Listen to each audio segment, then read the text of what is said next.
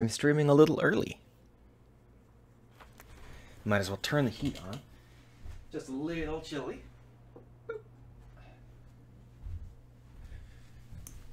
Oh, it looks like Twitch has recognized that I am on, so let's go tell Twitter that I'm streaming.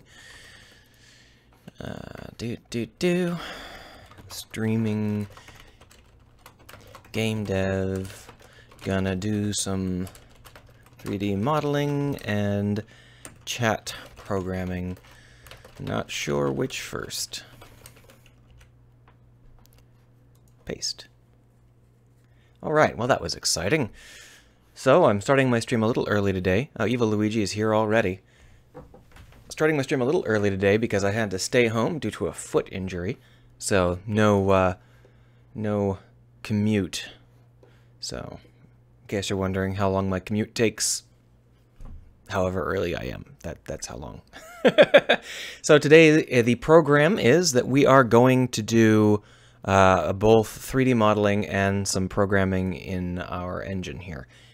The programming we have to do is we have to set up our UI elements to more rigidly display the connect the display to the information. Right now the only communication is a keyword that gets passed back and forth, and that's not really suitable for our needs. We're going to want to have a whole bunch more power because we'll want to be able to do things like when someone says something, we want to be able to draw a line between this, for example, and the propellant tank that they broke. You know, highlight and zoom in on the propellant tank. So because of that, we need this to have a lot more information than it currently has. The good news is there's actually some fairly easy ways to do that. We're just going to extend the Evil Luigi hopes that I'm fine. Yeah, it's my stupidity. I gave myself a foot injury and then I immediately kicked something on accident and made it much, much worse. So, I'm very clever. But much, much worse is still pretty moderate. I'm not too worried about it tomorrow. I should be fine. Anyway, I guess we'll start with the programming since I'm in a pretty good programming headspace. So the idea is that when we say something, we want to have exactly what we're talking about as a reference. And the good news is that what we're talking about is something that we already understand. It is a set of rules. So if we take a look down in our rule system, we've got these rule bases, and then we've got the events that are actually occurring. The events that are actually occurring are, in the end, rule bases. They execute rule bases. So it's probably worth just having our conversations have an optional rule base argument. So Evil Luigi says he'll harass me after the stream about the stream setup. I'm not sure it's worth harassing me after. You might as well harass me now. I'm streaming early, so nobody's here yet. And I happen to have the stream open. So, you can feel free to ask me some questions, and I'll show you the setup right here. But it's pretty basic. There's nothing too complicated about this. The only big thing that I do is I'm careful to stream at a different frame rate depending on whether I'm recording or streaming, because if I edit my recordings, it needs to be at 29.97 frames per second, or exactly twice that, rather than 30 and 60. So that's the biggest annoyance for me. So we're going to pop open our chat system here. Here is our chat line. Each line is going to be able to take a rule that it reflects. And then when it gets highlighted, we'll be able to ask the rule what we should highlight or talk about or point at. Pretty straightforward, right? So right now we don't have that function, so we'll just add it in here. Public rule base, rules and events rule base. Our rule. Tooltip, the rule we're reflecting, if applicable. This will take the place of our concept of a keyword, because if we have a rule, we don't need a keyword. We can just tell our rule to execute.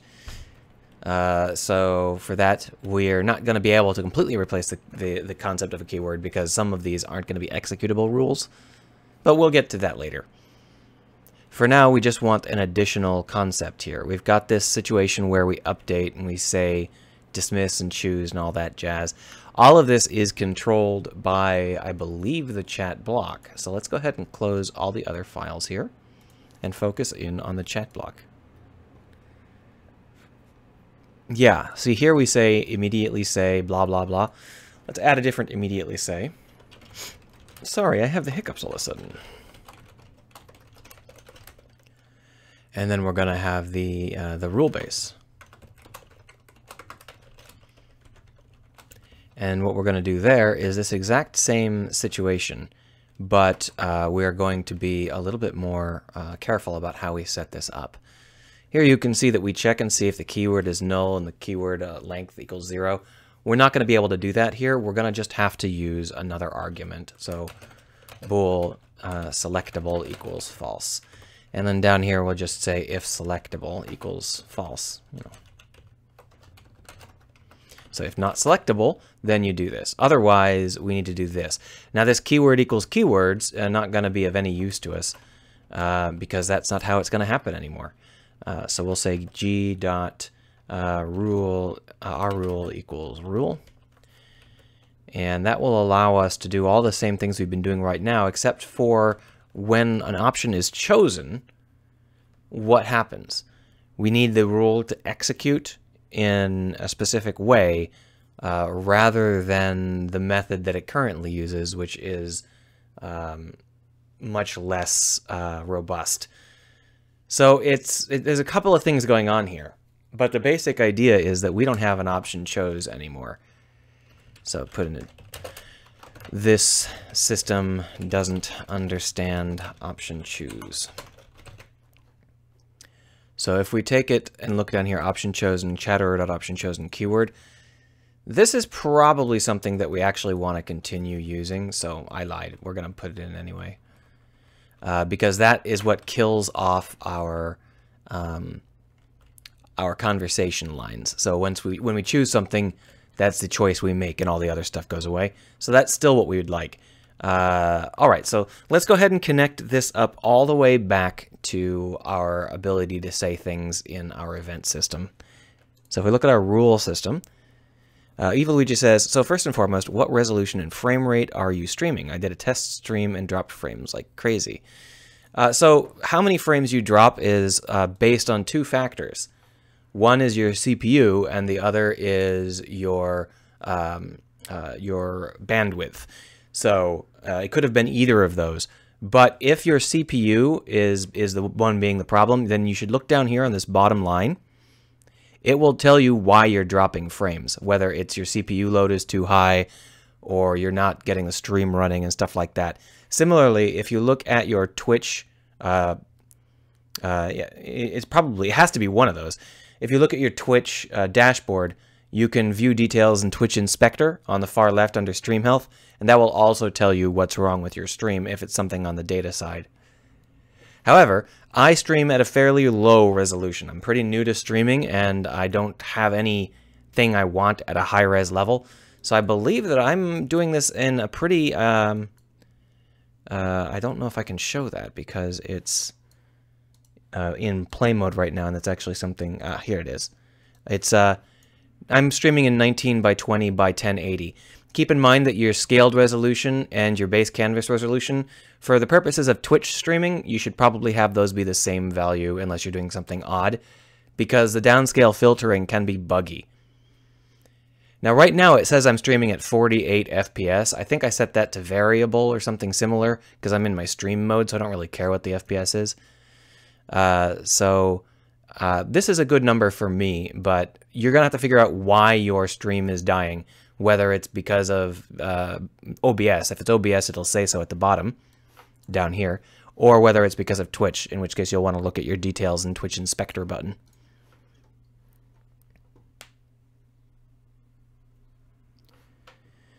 So the other thing you might want to consider is that there are various kinds of viewing your Twitch stream. And sometimes those can get a little screwed up depending on who's viewing it at what resolution themselves, because Twitch compresses things weird sometimes. Anyway, we are trying to open up our stress event. Here it is. Evoluigi says, so it didn't drop, it just showed my current FPS, which is variable. Yeah, that's good. Unless you're doing, like, if you're live streaming a game, you definitely want to have, your variable FPS won't be variable because the game is constantly changing. But if you're live streaming something like coding, there's not really a big reason to stream every frame, even if you're not doing anything. But you can test it, play around with it, and see what's up. Recten, presumably Recten France.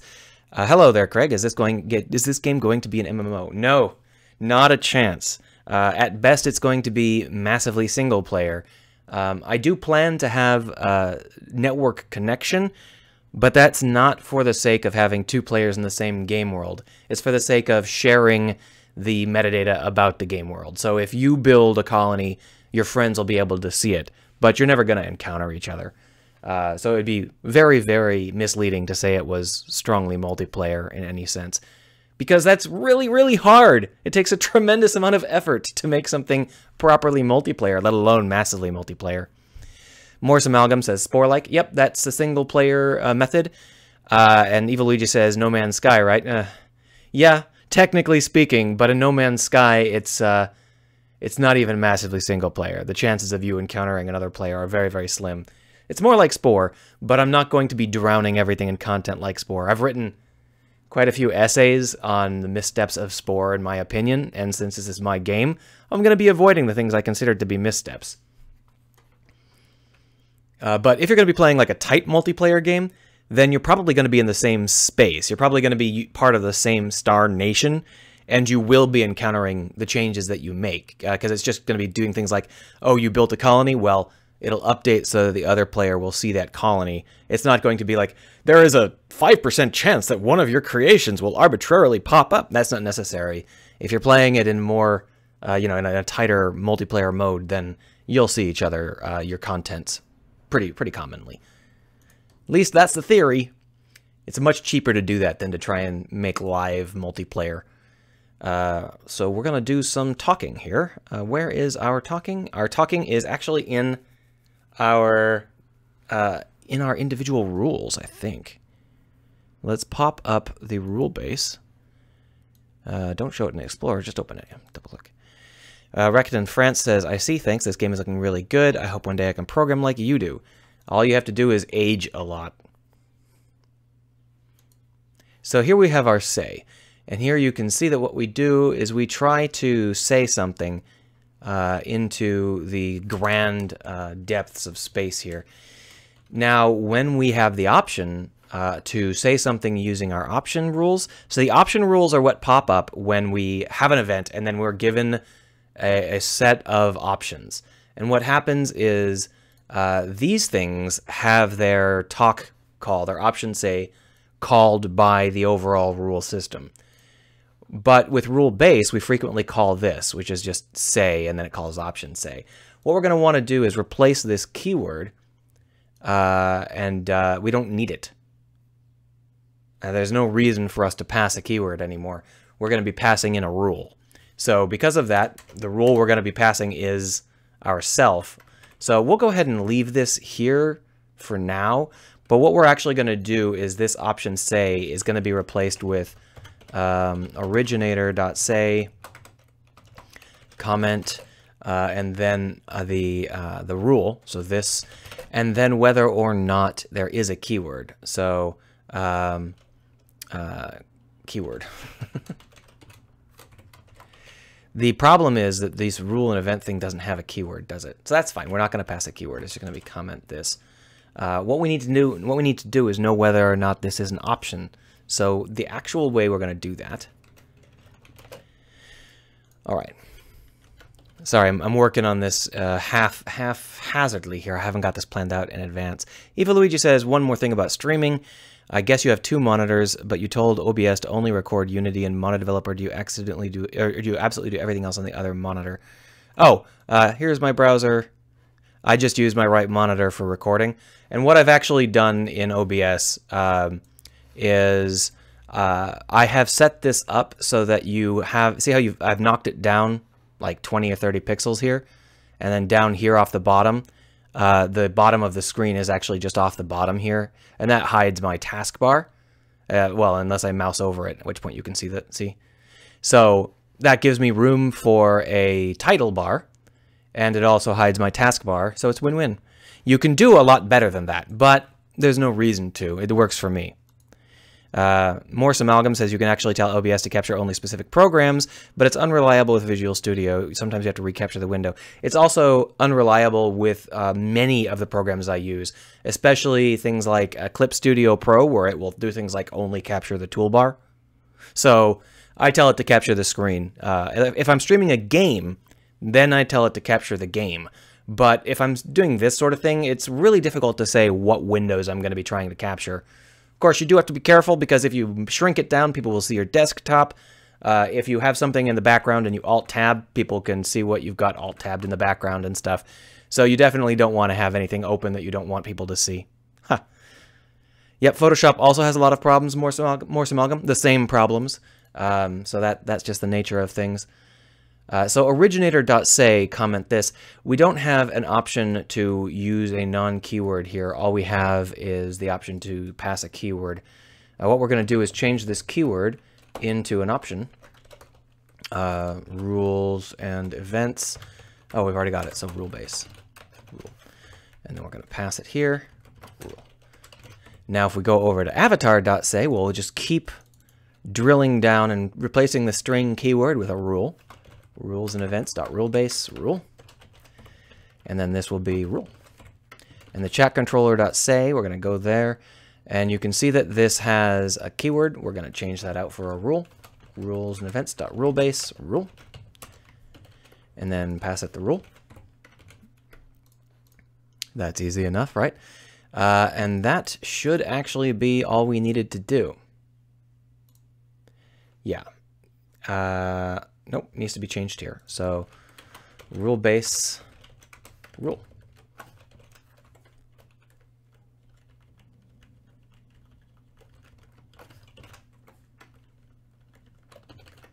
All right, so is that everything? Have we cleared out all that refactoring? B. Wheatley says, Mr. Perko making copies. I'm not sure what that means, but basically I have this long chain of conversations, and I'm replacing a string argument with an object argument. And that means I've got to go through everything and figure it out. People are calling me the Perkmeister and Perkarino. I haven't heard that since the 90s, so I'm guessing that Morse Amalgam is probably my age. So here we are. Why is this erroring? Overloaded method has some invalid arguments. Cannot convert rule base to string. Didn't I fix that? Oh, no, I didn't. Okay, well, that's why.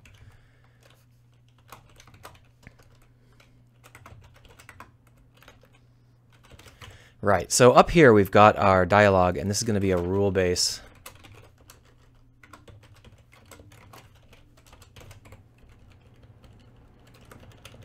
There we go. That should allow us to pick up our rules as we need to. Say keyword chat block live, say, and then we'll just go rule.name. dl.rule equals rule. And then here we have immediately say, which is string keyword. This is no longer going to be of any use at all. Boom. And this bool selectable, get rid of that. And instead what we're going to do is we're going to ask the rule whether it's selectable. So if rule.selectable. So in order to fix that up, we're going to need to add a selectable option to our rule base. So public bool selectable equals false. Over here in our option rule, we're going to go ahead and change that to true. So selectable equals true. Actually, that's not where we want to put it. I lied. We want to put it in the run. So override run, selectable equals processing. And that way we'll actually be able to tell whether this is something that's selectable or not. Now over in our So over in our rule system, our stress event, we check whether or not the rule is processing. So here we say, check all the responses. If they're processing, it's valid. Instead, we're going to say if it's selectable, it's valid. And that way we're unifying selectable into something where we have a universal set of responses, and that's good. B. Wheatley says, how are you doing day? Well, I have a little bit of a foot injury, so I stayed home and worked from home. Saved a lot of time on my commute. But generally speaking, I don't recommend it. So, where are we? We are here in the rule base, rule selectable, instantiate, rule transform, false. So this is, yeah, that's all correct. Good, good. Yeah, I think this is probably all of the functionality we need. Maybe we still need some details here. Say I like bananas. Bananas are my favorite. Let's go over to say here. Go to declaration. Equals null. So the other thing we need to take care of here is in our chat controller, we do this thing where we check. Oh no, sorry, it's the chat block. We do this thing where we check if the rule is selectable. We need to check if there is a rule. So if not rule or not rule selectable, then do that. There we are. That way, if we pass a null, it won't barf. B. Wheatley got acquired by PetSmart. They really like you that much, huh? So here's the option say again. The option say is something where we usually use it to do this overtime phrase stuff. We're going to want to condense that down into a new function. So public virtual string replace or what do you call it? What are they called? They're called widgets, keywords, tokens. I guess token is fine. Token replace.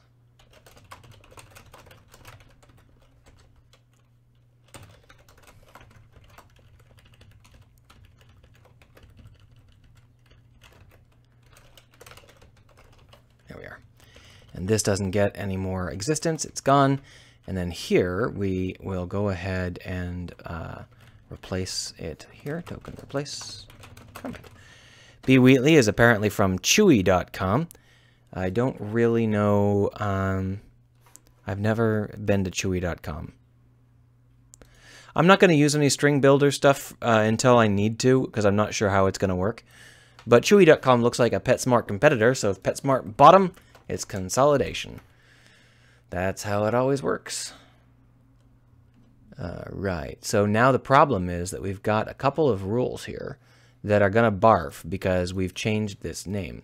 That should be okay. We'll just go in and we will change our override functions here. See, this is what we need to override. So instead of that, it's going to be overriding our token replace, like so.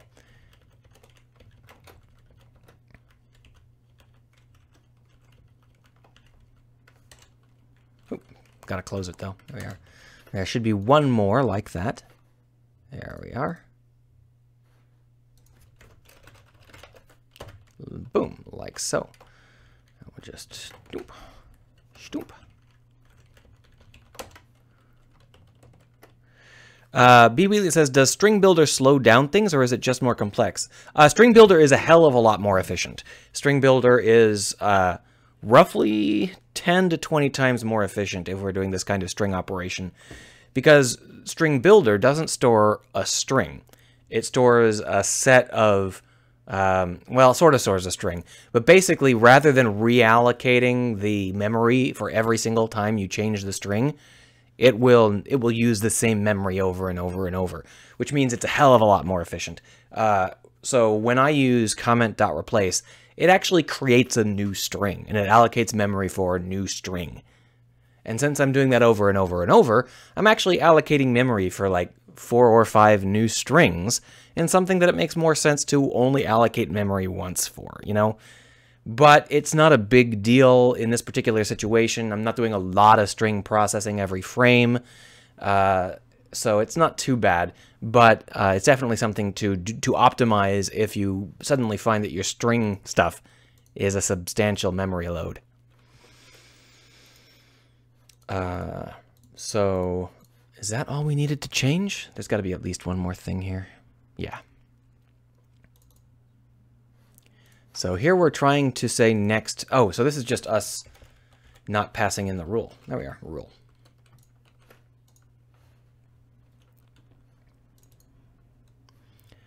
So here it says rule.option say rule.description a to string. We don't need to do that. We can just say rule.say and pass it to rule.description. In fact, we could probably have an even easier way of doing that just by having like a rule.self-talk or something, but that's fine. This will automatically determine whether or not it is a selectable rule when we're talking, but we've already determined that it's selectable, so we already know it's going to be selectable. Although there is no, I mean, there's some stuff we can do later on for advanced nonsense there. We're probably going to have to work with this a lot more in the long run, because this is just my first attempt to link the conversation system into a more dense play space, because we need these conversations to feel natural and powerful. Moreover, they're not always going to be over here on the side like this. We're going to want to be able to do a variety of things with them. For example, I still haven't completely given up on being able to zoom in and see the characters up fairly close. Either way, what we're going to want to do here is test some of these functions out. So let's see here. How about if I dismantle the propellant tank? How about if I dismantle a utility arm? Okay, so take a look at these utility arms. Make sure one turns black. They do not. And the reason is because we didn't set it up to actually understand what the heck we're doing. So we've got this situation where it passes us this choose and then string choice number. The problem is that that's not a string anymore, is it? It's a rule. So what we're going to be doing here is just finding that that rule and clearing it out. So we don't have an index for it, but we can. We can say index equals response options dot index of. Okay, so there's no index of. Okay, so that's an array, not a string. That's fine. We can just say index equals 0 or -1 maybe, and then we'll pass in for int, or we can just say for index. Sorry, I'm thinking to myself as I'm doing it. For index equals 0, index is less than response options dot length index ++. If response options index equals rule, then break. We don't need to set it here, though. That's fine. And then here we can say if index is less than 0 or index is greater than or equal to response length. We don't need this part anymore because it'll never be less than 0. There we are. It's not within index limits. We can just say tried to choose chose a rule we don't have in memory plus rule.name. Otherwise, we'll clear the originator and then we will select it and then we'll destroy the game object. Okay, so that should work, except that all of the places we reference this need to be fixed so that they get passed correctly. So here you can see that we say se.choose_keyword, and we can say option chose.keyword. This should be replaced with a rule, rule-based rule. And then down here we say rule. And then, of course, this will say rule.name. But in order to handle that, we are going to need to make it so that this reference here is also referenced correctly. So here we see chatter.optionchosen.keyword. You can see this. So we're not going to be passing in a keyword. We're going to be passing in a rule. Rule base. All we've been doing for the past half hour is replacing every reference to the keywords with a reference to the rules.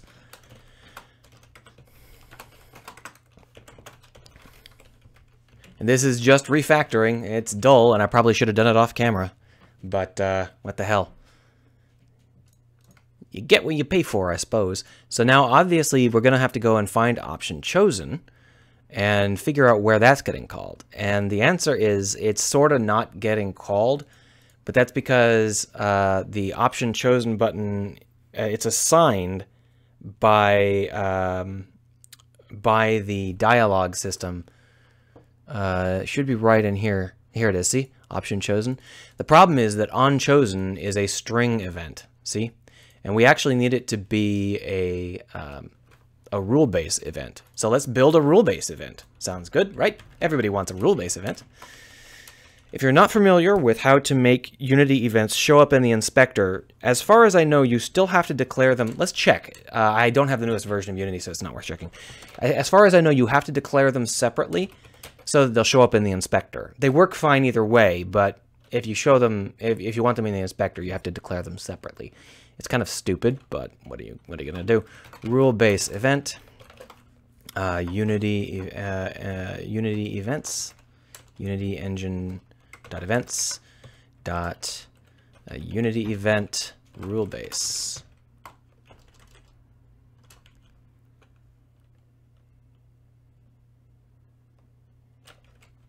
That should be right. I'm trying to remember if I've got this like screwed up in my head somewhere. Well, let's go ahead and take a look at the string event. Yeah, that's correct. So, rule base is...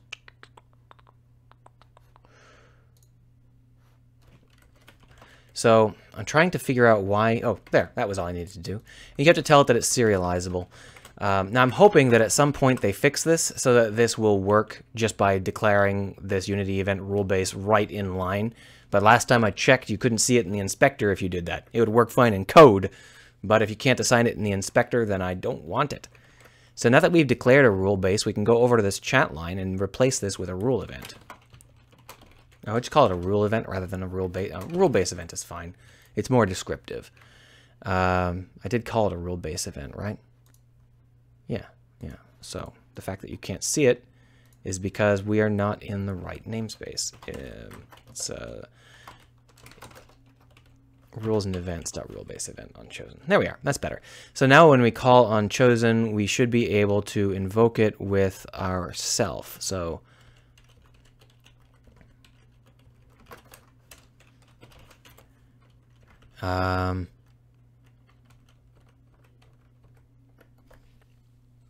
this is a chat line. Our rule. I called it our rule for some reason. That's fine. And we'll call this with the, just our rule. Yeah, there we are. Okay, so that should work. I think that will work from end to end. B. Wheatley says it's good to see the whole process because he's very patient.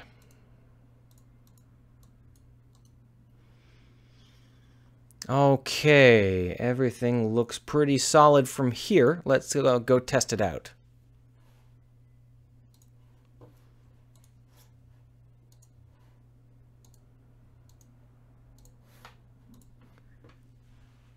Two, three, four, 5, 6, 7, 8, 9, and boom. All right, so we're going to try and fix something. So we're going to want to break the HabX junction. It's very obvious. The HabX junction is this guy here. So let's go take a look at the scene view. You can see that from here, it's fine. Not dark at all, not blackened. So we're just going to hit OK. And then we look, and it's blackened. So we are now back to working properly. Huzzah! One of the things I was thinking about, instead of simply blackening these objects, I could add in a different effect. Because what I've got for painting these ships, I have the colors being variable, and some of these objects have color markers. So this sort of yellowish color that you see here is actually attached to the engine, and the dark shadows here are also attached to the engine. So it's not impossible for me to make it so that when something breaks, instead of these sharp lines we get, I could have it darken like a scorch mark instead. But in order to do that, I have to make it so that the system understands how to interpret that sort of situation as a scorch mark. Right now, there are monobehaviors attached to this engine which actually determine whether or not it is going to be darkening things. Here's the color. And basically, in order for us to have this so that whenever anything breaks, it colors, we'll have to be able to spawn and despawn a colorer whose sole job is to be there when it breaks. Alternately, we can create a colorer pseudo object. That's probably easier. Yeah, I would like to do this. So we're gonna take a short break from UI and make it so that this darkening situation is nicer. So we're gonna pop over to the ship. Let's close all these files. We finished refactoring. Now what we're gonna do is create a better version of an effect we've already got. In the long run, we're gonna be doing a lot of stuff to make this look better, like maybe particle effects and stuff, but it's gonna start here. Although to be honest, maybe every single unit does need a damaged variant, something that turns on when it gets damaged and destroyed. Yeah, that's probably better. It's dumb though. The reason that every single one of these objects needs a broken variant is so that I can create a broken look that's custom for any given object. The alternative is to have some kind of generic broken ideal, but then I can't do custom meshes, for broken elements. I can't do... So, for example, I could do like particle effects where I use the base mesh as the mesh emitter, but I wouldn't ever be able to rip holes in the base mesh when it's damaged, because that requires custom mesh work. Well, to be honest, it's actually quite easy to do this recoloring, so I might as well do this recoloring with a virtual system, and I can change it out for a hardwired system later if necessary. So basically what I've got is this color verts in transform function, which colors all the verts in the transform. And what happens is it picks out a mesh filter and it calls down to color verts for mesh filter. The mesh filter actually contains all of the points that we need to recolor. So down here, we go through all of the points and we figure out where they are on the ship, because the whole ship has a gradient across it. And so what we do is we grab ourselves that gradient and we make it so that it looks correct over the course of the ship. But we then go through all of these best colorers here, and we try and find a colorer that is able to do what we need it to do. And what I'm going to be doing is inserting a virtual colorer, which is the busted colorer. So what we're going to want to do is, before this even begins, we're going to need to create a set of virtual colorers. So let's go ahead and create a little struct for our virtual colorers. Public, that's not how you spell it, public struct virtual colorer.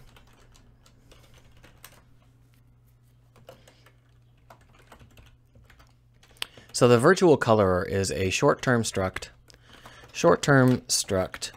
created when processing a ship in order to represent blasted, damaged parts without requiring an actual game object colorer.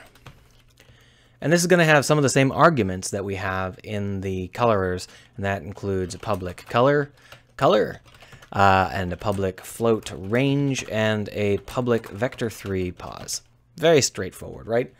So what we're going to do is, when we are actually coloring the ship, which is down here somewhere, here we are. Here we go. while we have these protected mix-in colorers, we're going to have the same deal with a protected list of virtual colorers.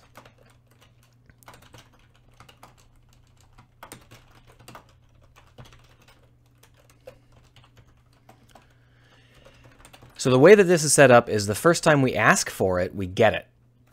And after that, we just get the copy. But that does mean that we have to be careful to clear it out when we start over. And that's not too bad. We just have to remember to do it. And you can see how we clear it out with our colorers. We clear it out. I actually don't know where we clear it out. We may not clear it out, in which case that's really dumb. Let's just go ahead and think about that later, I guess. For now, we'll just leave it as it is. But the problem is that if we're not clearing it out, let's take a look. Let's take a look. Colorers. Oh, here we are. Color verts and transform. Colorers equals null. Okay, so then we're also going to want to say virtual colorers equal dot empty clear. Clear. There we go.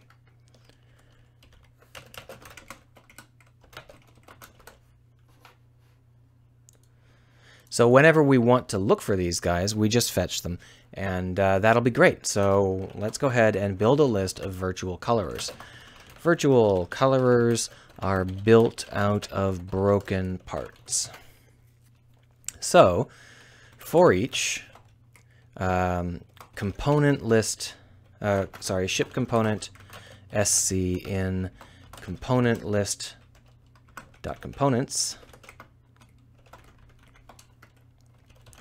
Oh, wow. What's going on here? Okay, it looks like we got a bug in the display, so we'll close that down and reopen it before I make a horrible mistake. There we are. Zoom in. I think it's actually the zooming in that's causing it to make its horrible mistakes, but whatever. Hopefully you can at least see what I'm doing, although I think most of you just keep me on in the background rather than looking at the screen all the time. So here we're going to just say if sc dot fully functional, then continue. If it's not fully functional, then we need a new colorer. So virtual colorer vc equals new virtual colorer. vc dot color equals not black, but some kind of dark red is fine. So maybe 2000. And I think we also want an alpha here. So 0. That's fine. And then what we're going to want to do is vc dot pause equals sc dot transform dot position, and we'll do vc dot range. Now here is the part that is a little bit iffy, because what sort of range do we actually want for this? And I think that the answer is we want a range that's based on the size of the ship. We can also go for the size of the part. The problem is we don't know how large the part is very easily. We can get the ship scale. So why don't we just go ahead and grab the topmost size. So bounds. sc.getComponent. Get component in children. I think it's going to be in children. And then we'll do that with a mesh collider, or just a collider in general. And then we'll say vc dot bounds dot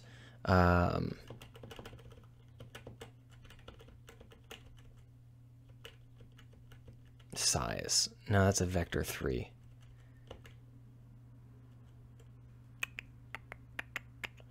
All right, so it looks like we'll need to do bounds first. So bounds b equals sc.get the bump, yeah.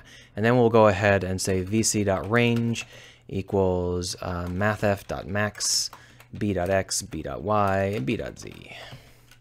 Sorry. b.size, yeah. b.size.x, b.size.y, and b.size.z. That should work. And then, of course, we need to add that to our virtual colorers.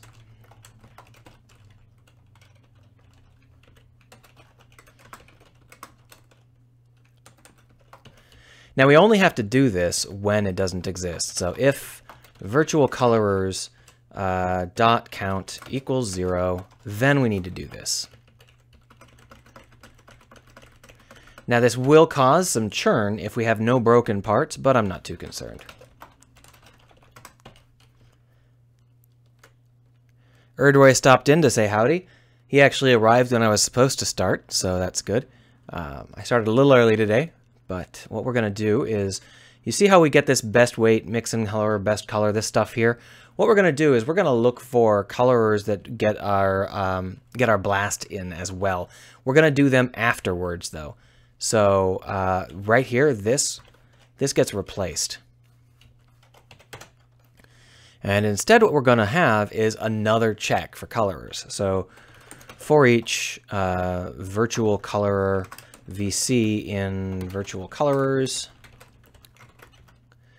So here we check for our color weight. So float our weight equals color weight.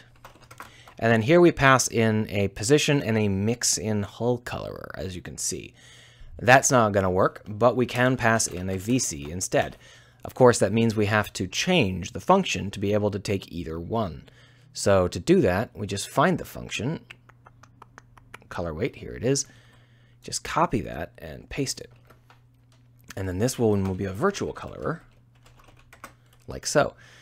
And see how we have this color.transform.position? It's just color.position. It is position, right? Or is it pause? It's pause. It's fine. Shouldn't use the pause shortcut, although I've been using it since I was 8, because everyone else uses position. And that's how simple it is. In fact, we should probably have this be a very, very basic function that doesn't actually use any of those commands. So copy, paste, and then this one will take a vector3 pause instead. And so we'll just take that there, and then a float range. There we go.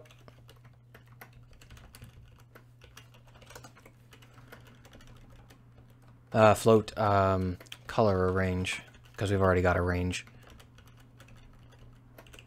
There we are. Boom. And that way we can delete these guys and make it more adaptable. Evil Luigi says, I think pause is better than writing it out. It's not a matter of which one's better, it's a matter of which one is the standard for the engine I'm using. And that's position rather than pause. So we grab the colors here. We need to pass it color.transform.position and color.range. Down here, we need to pass it vc.position and vc.range. Otherwise, it's the same. So just cut and paste. But we do need to make it so that best color doesn't even exist anymore. It's a best weight equals 0. It was 0, right? Yeah. And then we have another virtual colorer, best virtual colorer equals 1. There. Because it's a struct.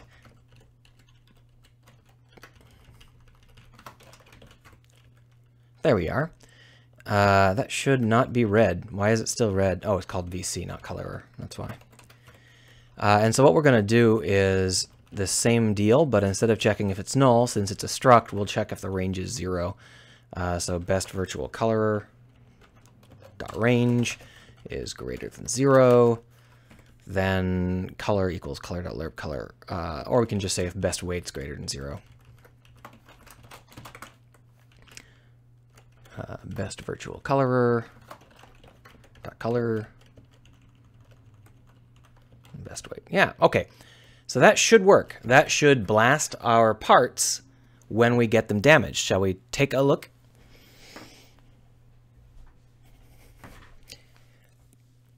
I agree, Evil Luigi. That's why I use pause in all of my projects. But Unity doesn't use pause. It uses position. And for the sake of being compatible, I probably should too. Boom. So we've just broken one thing, the Habrooms clone. So the Habrooms are in the middle of the deck here. This is them. And they don't seem to have any damage to them at all.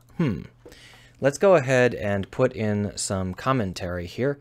So we'll just go ahead and say debug.log vc check. And then in here we'll say debug.log vc found. Now that is going to end up causing a massive amount of churn down here in our system if we have any virtual colors, because that's every vert. So we're going to wait patiently, and then we're going to see if it freezes. It did not freeze. So if you take a look, there's no VC checks here, which means that it's not creating any of the virtual colorers. So if we go up to the virtual colorers here, we need to figure out why it's not doing that. So debug.log virtual color created for broken, and then sc.name. We'll go down in here and we will remove these because they're no use to us.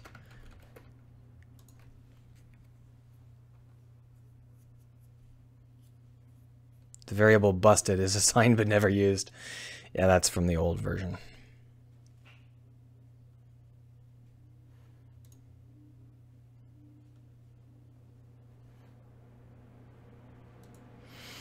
Okay, so you see that it says coloring mesh on propellant, coloring mesh on Hab bathroom, but it never says that there is any virtual colorer being created.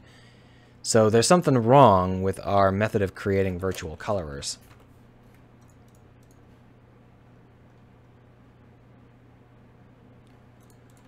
Debug.log virtual colorers being called. We should get a crap ton of that. Is it just that I'm just a fucking idiot? Friggin' stupid bastard.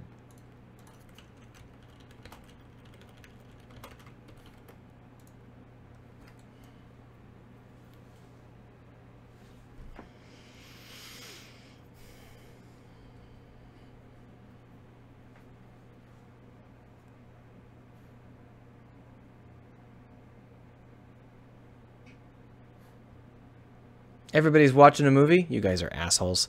Well, let's see what this error is, because this is not the same error that we had before.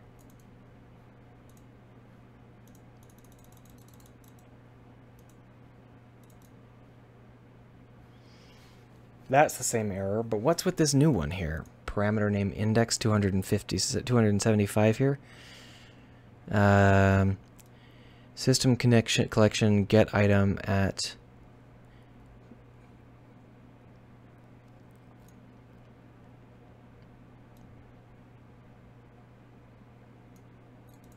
What is this? Where is this from? It's a list, but it's not telling me which list. That's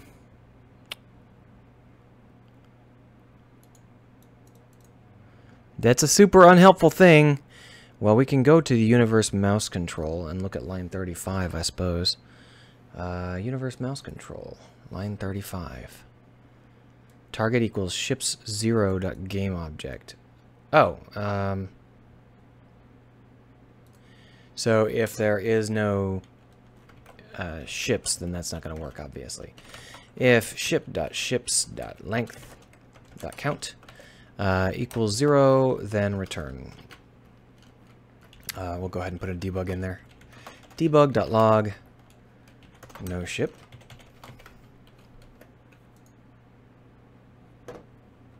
Oh, come on, really? What did I get wrong? Oh, return false. Return...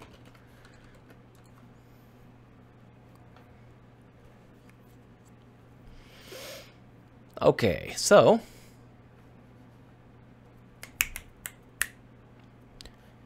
Alright, so it does say no ship a lot. That's interesting. I'll try and figure out what's up with that. And now we broke some stuff. Finally, we broke the maneuvering jet and we broke the radio dish. So if we take a look, there's our maneuvering jet, and you can see how it's pink. So that's working, but we've told it to only recalculate the one mesh that got damaged. I remember doing that. So we're actually going to have to change it so that when it breaks, it tries to recalculate the whole ship instead of just that one mesh. And that is in our ship components, I think.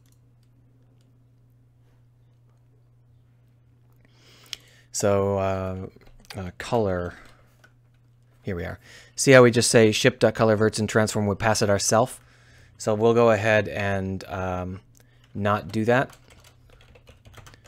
This limits the color change to just us, which isn't good enough.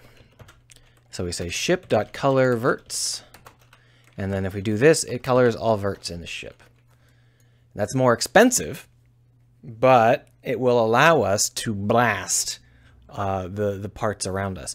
The only problem I have is that that was like pink, and that's not the color I want.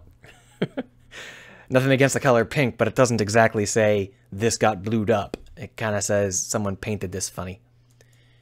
So now you can see that our damage indicators are quite a bit more aggressive, but it's hard to tell what's going on because the virtual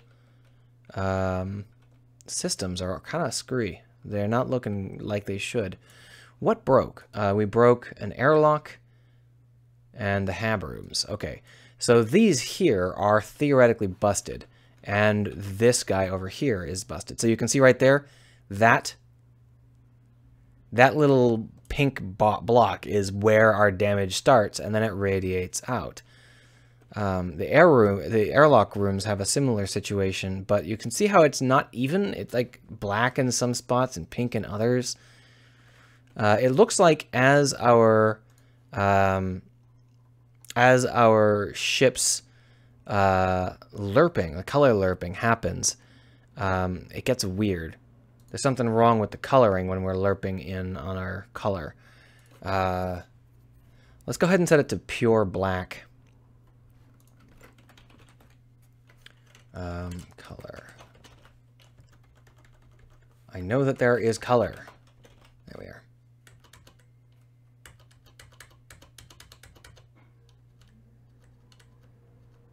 There we are. So Morse Amalgam says, do you mind if I ask how you're pulling off the cutaway for the ship chambers if it was the focus of a previous stream? Do you happen to remember when you worked on it?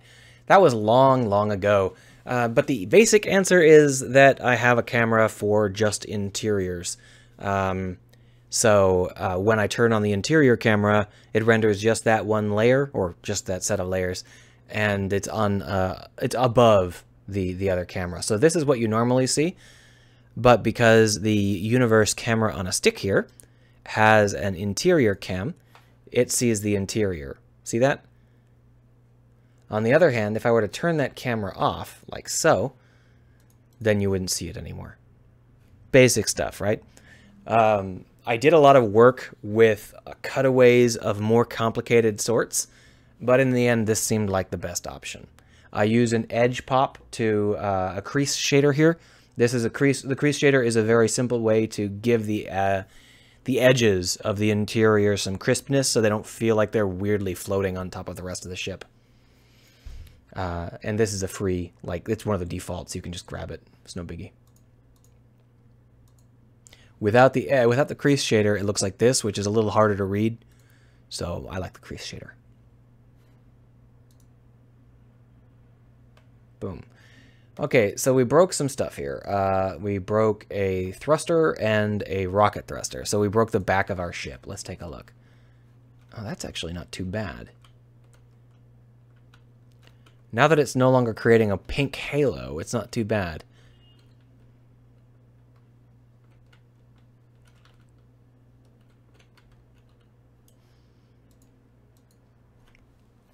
I should mention that having multiple cameras is fairly expensive.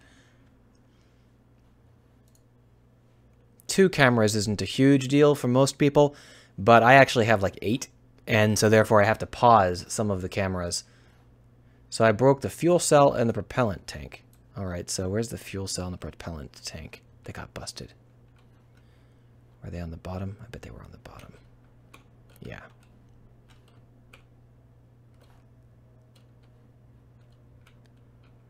Now there's the broken propellant tank there. See that? So what we're going to want to do is actually double that range. The range isn't quite large enough, so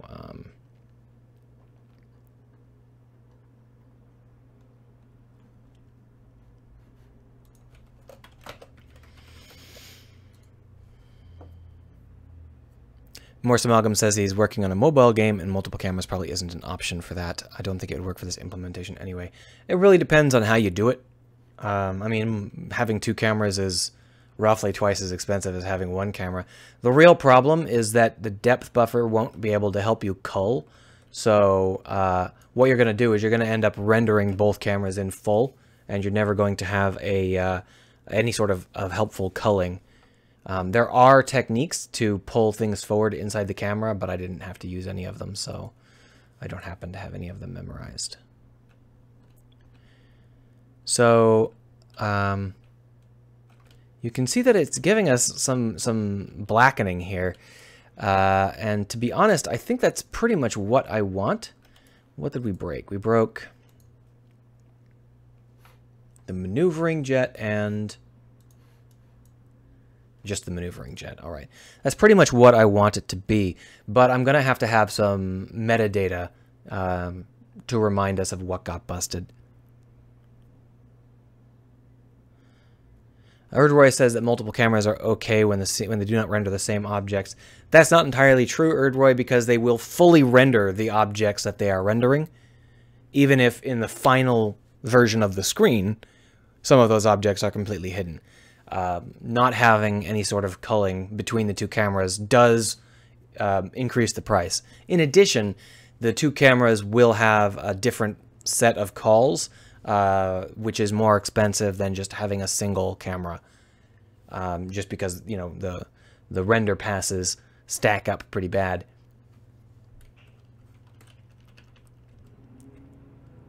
So we're going to do one little optimization here.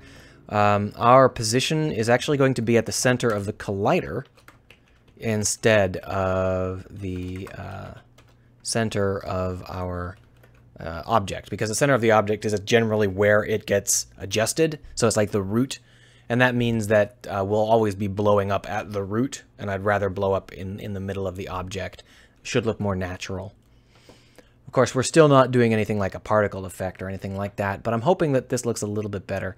You're all watching movies? You lazy bums. Break something!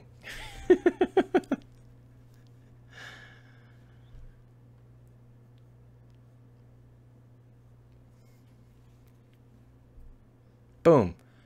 Okay, they broke the heavy ion thruster.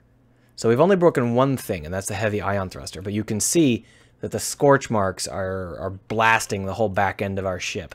So I think that that's probably too much. Let's go ahead and reduce this doubling. Now that our position is correct and we're no longer making things pink, this will probably work.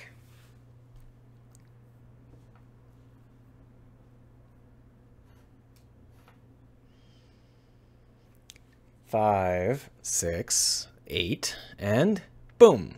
Good, we broke some stuff. The propellant tank clone. All right. So that means that one of these propellant tanks exploded. There it is. See that? So that's actually pretty much how I want it to look by default. Now, we do have an issue where not all of these materials are currently rendering with the color, vertex color, as one of the things that they're worried about. This hydrogen blue, for example, uses the standard shader. If we were to switch it over to using our Shader Forge color hull here, then we would have something that's a little bit more interesting. The problem is this doesn't glow.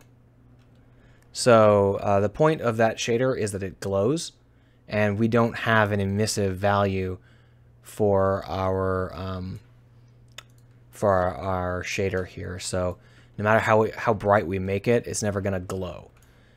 what we need to do is have a version of this that actually has an emissive value, and I just haven't created one yet. A Shader Forge version of this with an emissive value. Actually, this doesn't have an emissive value either, does it? This isn't one of the glowy ones. It must not be. I don't think. Let's take a look at the various hydrogen materials, or the various...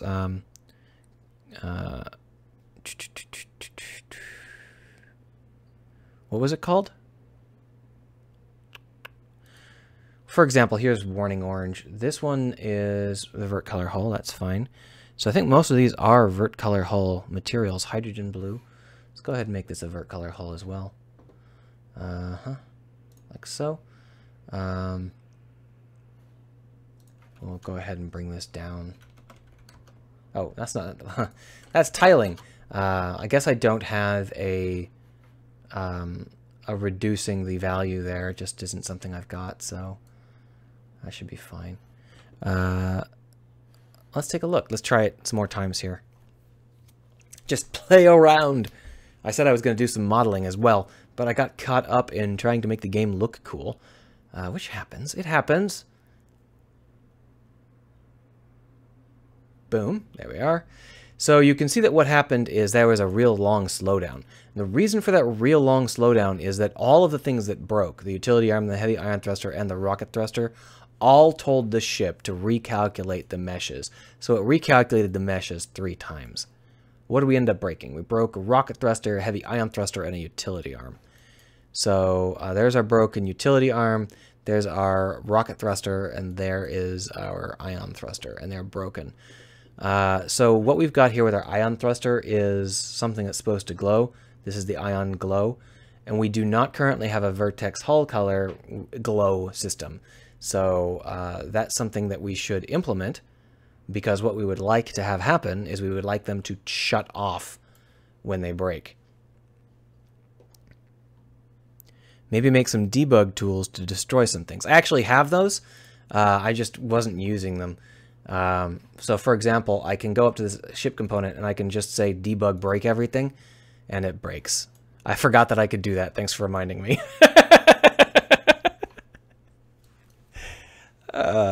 Very smart, very smart. So what are we trying to do? We're going to create a Shader Forge shader that has its... do I have Shader Forge installed? Yes, I do. New shader. New...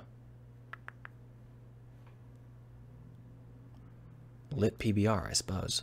Let's go ahead and stick this in the correct spot here. Materials.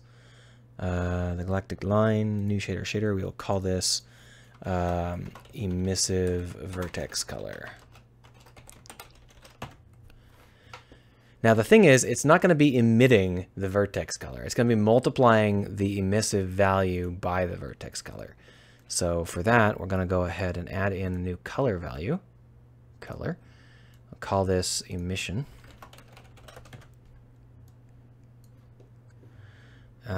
Make it green, and we put it in here, but we actually need to multiply here. Some M's for multiply. And we're going to go ahead and move this in, and we're also going to move in the vertex color. So V is for vertex color, and that's going to be our emission, like so.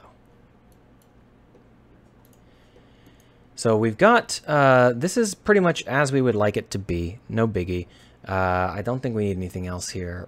We got our normal map, we got everything. Yeah, that's all fine. Compile shader, please. And close it down. So let's go ahead and start to use that device. Erdroy says, ow, presumably because I'm very dumb and forgot that I could do something.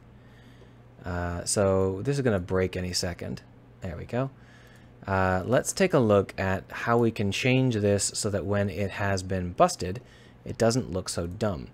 So we got the color here, the ion glow.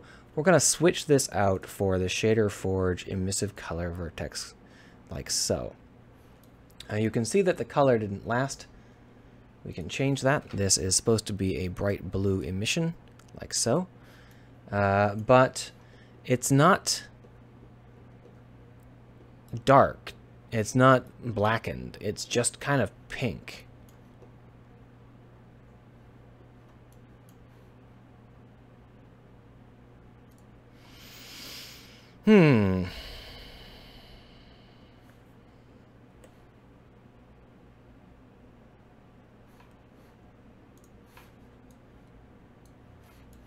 There we are. Is that the problem? That should be fine.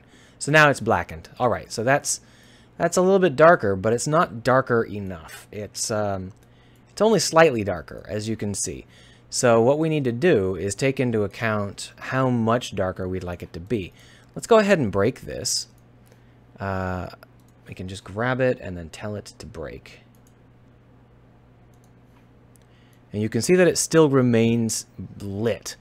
So what we're going to do is we're actually going to multiply by that color twice.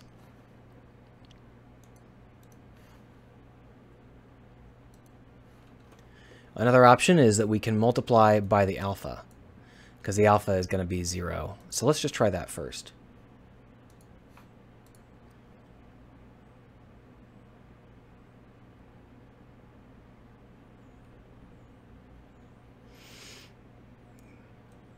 Five, 6, 7, 8, 9, and break. All right, what does it look like? Oh, that's much better. Okay, that's much better. It now actually looks like it's broken. We still have particle effects getting particleized, but we don't need to worry about that too much. Here we've got the hull glow option. We're going to change that out for the same Shader Forge shader with the color of blue, because it's blue. That's the color. I didn't want to... Sorry, I picked the wrong shader. Shader Forge emissive color vertex. There we are. This will be black, and then this will be blue. That way we'll have all of our colors darkening properly. Here we go. Boom. I think this looks really nice in comparison to how it looked before. Much more organic, like your ship is breaking down rather than pieces are turning off. So if we take a look at... I really should move this camera so that we can see it a little bit better. Let's go ahead and do just that. This camera is a little bit too far... Like that. There we are. Try it.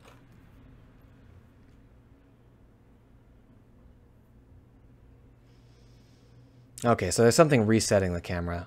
Oh, we have some level of camera control. Oh, that's interesting. I did not realize that. Now we don't. Okay, so we have camera control until the event happens, which is correct, because the event camera is a different camera. So you can see that this blackens our ship quite nicely. It looks good. It looks burned and battered, and it will allow us to get a good idea for how our ship feels. But that triple recalculation is no good. We're going to want to have that happen only when our ship wants it to. We're going to want to make sure that we don't end up doing something dumb, like recalculating 3 times in a frame. So what we're going to do is we're going to say protected bool ship colors need recalculating equals false. And then here we're going to say ship colors equals true. And then up in update,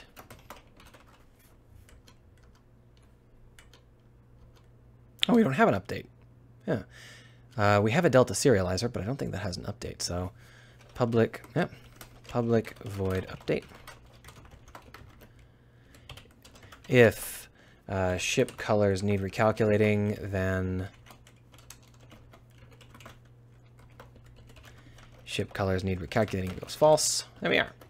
That should cut down on the amount of annoying, stupid churn that we got, because recalculating all the vertices, or the vertices, is actually not cheap. It's not cheap because we have to keep writing meshes, and writing meshes is the most expensive thing that Unity knows how to do. Well, that and render textures, they're both pretty expensive. But you see how we didn't have a hiccup that time? So just doing it once isn't so bad, at least with this number of meshes. That's actually pretty decent. I think that that looks decent. What do you guys think? Let's go ahead and adjust our camera on a stick so that we can see it. Yoink.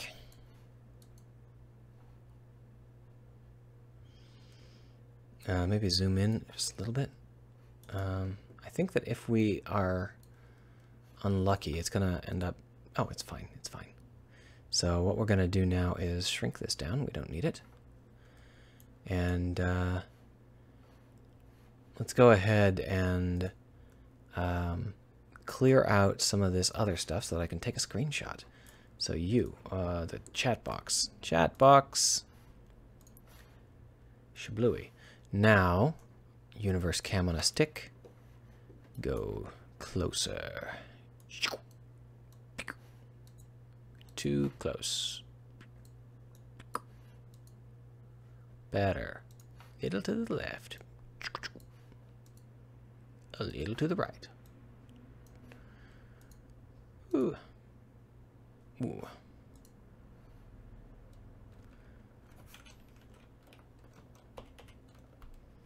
Let's go ahead and hide the interior camera for a moment. There we are. That way we can see what's really busted.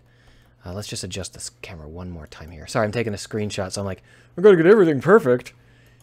Obviously, everyone looking at it's going to want an absolutely perfect screenshot of whatever the hell we're looking at.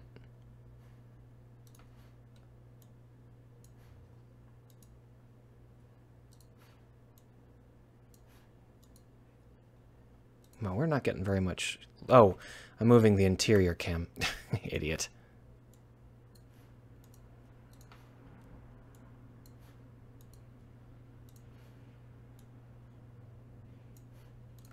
There we are. Better. Better.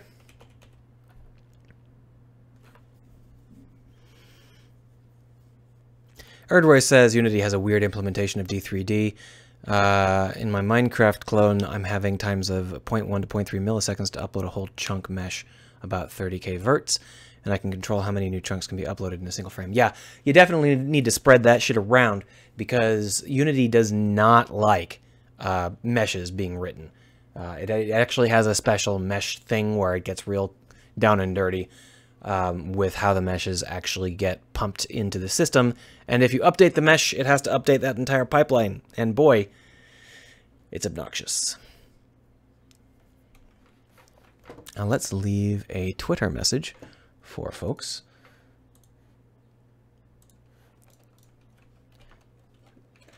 I have updated how damage looks. Which of these ship parts do you think is damaged? Game dev. Indie dev. One of those.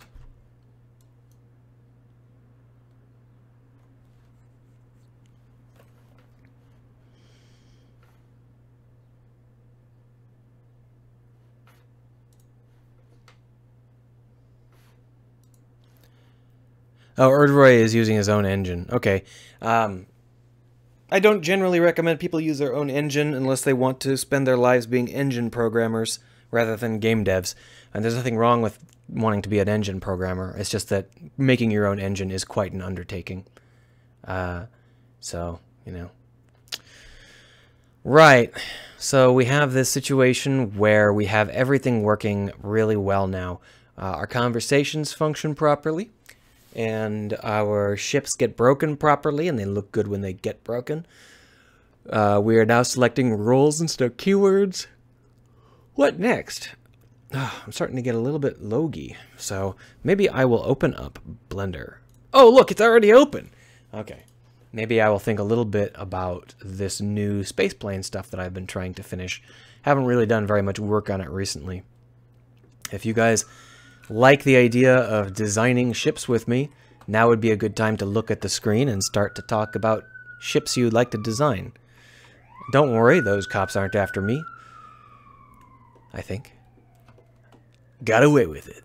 Alright, so this is the cockpit, and I think it's about time to work on the cockpit in some more detail. In previous versions of our efforts, the suggestion was made to turn the cockpit upside down so that you could look down, and that makes a lot of sense. I was going to be something like, you know, the heat shields need to be there, and I think that's still true. I don't like the idea of re-entering upside down, although I considered it for a while. But I think what could be cool is if we had heat shields that could be brought up and blocking off our window for the sake of re-entry. And I think that that is what we're going to go with for how we want this to look. So if we pop on over here, let's go ahead and hide some stuff because it's just in the way.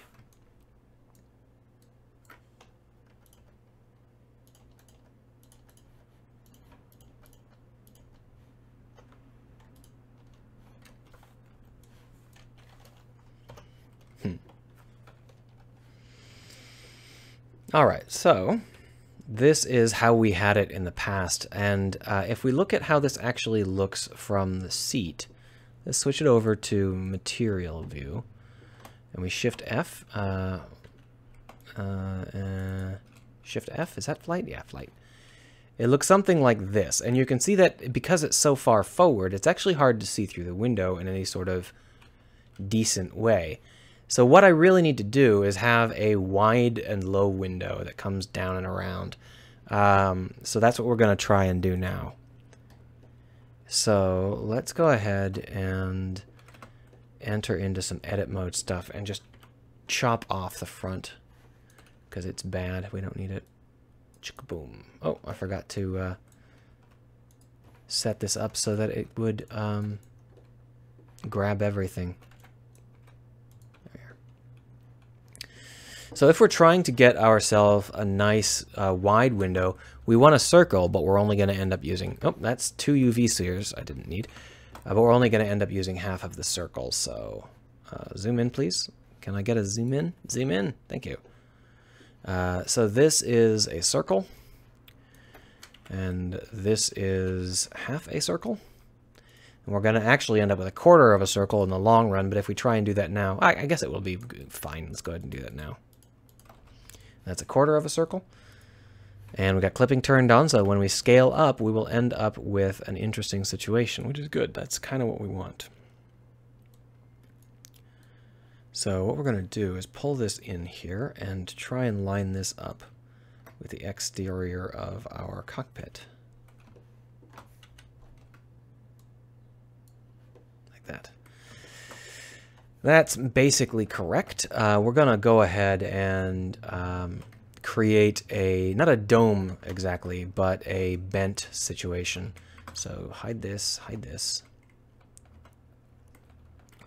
So if we duplicate this and bring it down, or I guess we can extrude it and bring it down. There we are. What we can do is this bottom one we can end up curling. And to curl it, we're going to want to just go ahead and rotate it and then pull it back. Normally, I would consider using a skew rather than a rotate. But in this case, I don't want it to skew. I want it to be the right size. So that's how we'll do it right there. So now, if we take a look from inside the seat here, yoink. So if we are sitting here, you can see that we have a fairly decent view. We'll actually be sitting more like this. So that's not bad. The problem is, of course, that during re-entry, our windshield will end up being burned alive, and that's not what we would like. So what we're going to do here is extrude inwards, like so. Scale Z, get ourselves a nice window system here. This is going to be our... sorry, I'm struggling to get this to work perfectly. There we are. This is going to be our interior, so what we're going to do is unselect this guy and then bridge the edge loops and then cut down the middle and then merge this guy to its neighbor. So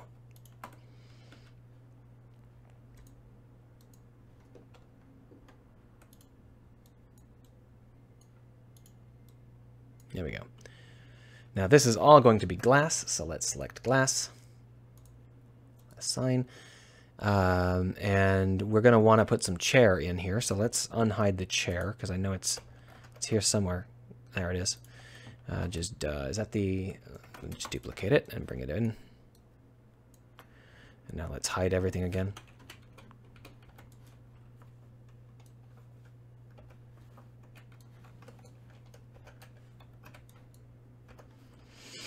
All right, so now that our chair is in the cockpit, we can try and move it to a good spot for our cockpit, which would be maybe 0.5, 0.6, scale 0.666, not scale, GX 0.66666.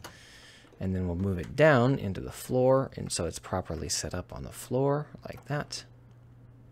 Is that correct? That is correct. It's a little too far forward, so let's just drag it backwards a little here.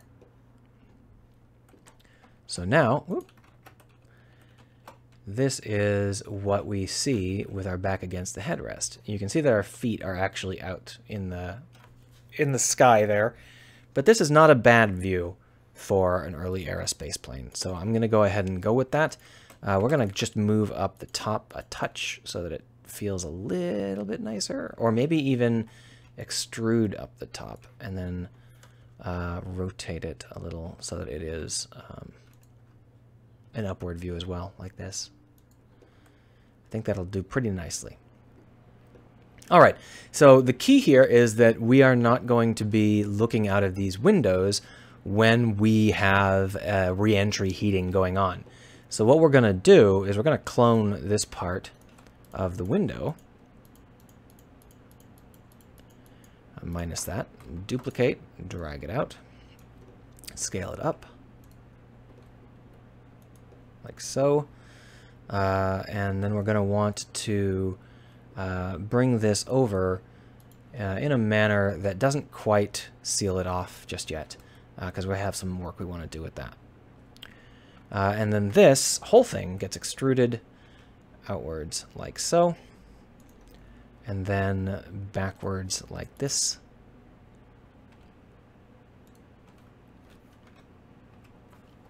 There we are.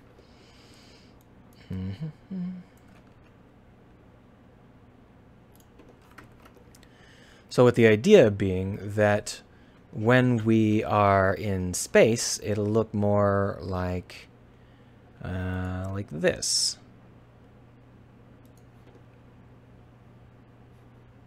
And then when we're not in space, it'll close down like that. But we're going to need to do a little bit of work with how the bottom looks, because the bottom isn't quite right. It's going to need like a gull bottom. It's going to extrude down, and then this will be rotated like so. If we do that, what we'd really like to do is we'd like to have it look really pretty good, in terms of it being, if it looking like it has a huge amount of protection. So I think that that is more or less what we want. Let's go ahead and drag it out of the way, and let's go and make ourselves the rest of this cockpit. So the key to making ourselves the rest of the cockpit is to duplicate these and then flip them, and then change them to a different material like that. And then what we'll do is we will extrude out like so. Unfortunately, flipping them apparently didn't do what I wanted it to, but that's fine. We do it like this.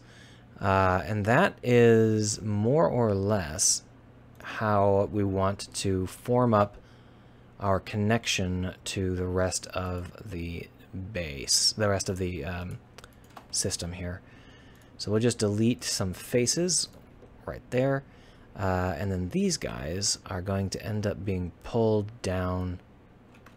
I guess we want to extrude down instead. Oh, all of them, yeah. So if we scale Z down like this, we can get ourselves a nice heavy foundation for our ship, like so. And we'll want to merge that into the rest of the bay in a moment. We take the top. The top is going to be substantially less aggressive because it doesn't have to be. There's no re-entry heating on it, or very little re-entry heating at least. So we're going to just go ahead and drag down that interior like this.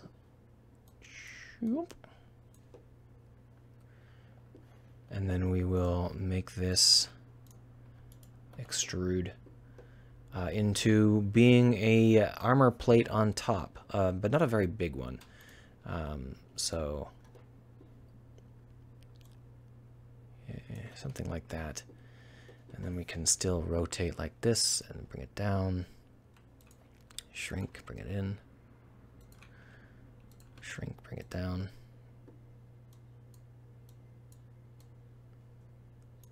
Yeah, that's actually pretty much like how I want it to look. It's just that it has to be adjusted a little bit.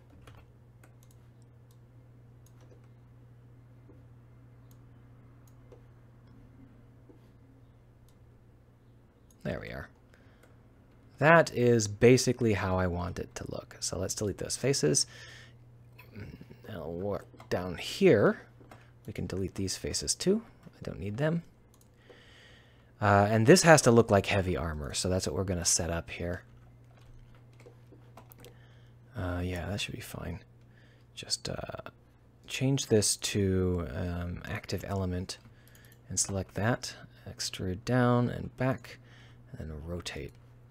And you can see that that's way too big, so we'll bring it down like this. Yeah, that's pretty much like what I want. We'll just extrude here, select here, scale it up. Rotate a little bit. There we are. This goes back. And doom. We'll go ahead and scale Z, Y, 0. That'll bring us up to the same edge.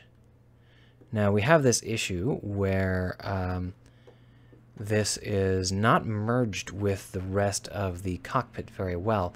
But the thing is, the rest of this cockpit is temporary. It's just a placeholder shape. The only part that matters is this one loop here. So we can do whatever we want. And what we're going to want to do is create a little bit of extra shape to our ship using this cockpit. So we're going to add in 2 more loops here. And then we're going to want to use this to make them have a little bit of a fun shape.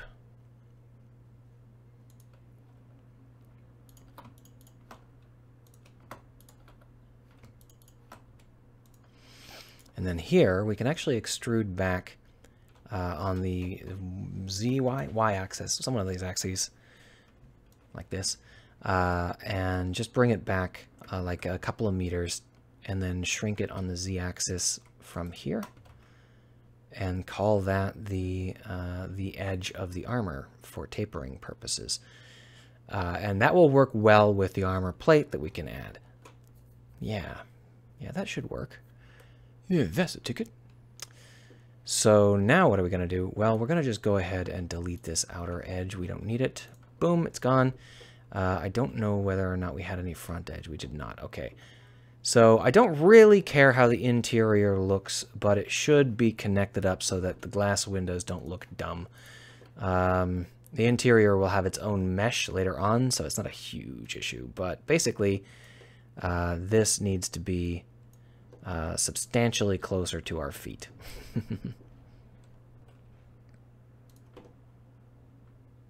Yeah, more like that.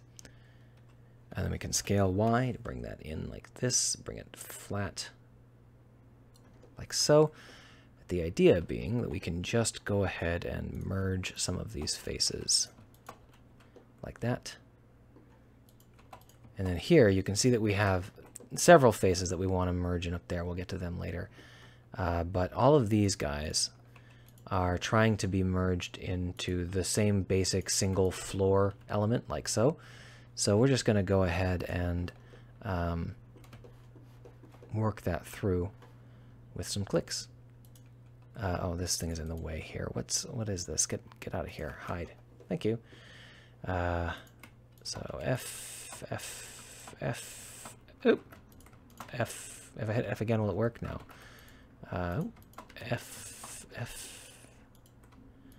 F, and F. There we are. Now, if you're thinking that this doesn't look quite right, you are correct. There are some things that need to be adjusted, so let's go ahead and adjust them. First things first, I think that what we'll want to do is bring this under control.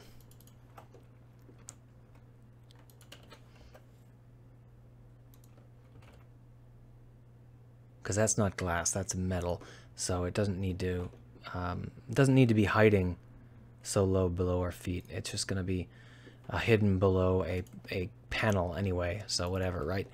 But let's go ahead and bring this up too, like so. All right, good. Let's go ahead and select everything and set those faces to smooth. Now we've got some auto smooth set on, so it has some crisp edges, but we are going to want to either adjust the edges or the auto smooth so that it feels right. Like, for example, these edges here aren't sharp enough. So if we wanted to use auto smooth for them, we would have to move them until they hitch, like so. Similarly, down here we've got some blurring on this edge. So we could auto smooth it, or we could say that we want that edge to be crisp. And unfortunately, there's not really a good way. If we set this, for example, the edges to sharp. Oh, it worked. Auto smooth must be the new version of Blender I've got, because it used to be that wouldn't work with auto smooth. It seems to work great now, so cool. I like it. Thank you very much, auto smooth. We have an issue where this doesn't actually line up with the edge of our glass, so we're going to want to scale X up and pull it out until it does, like so.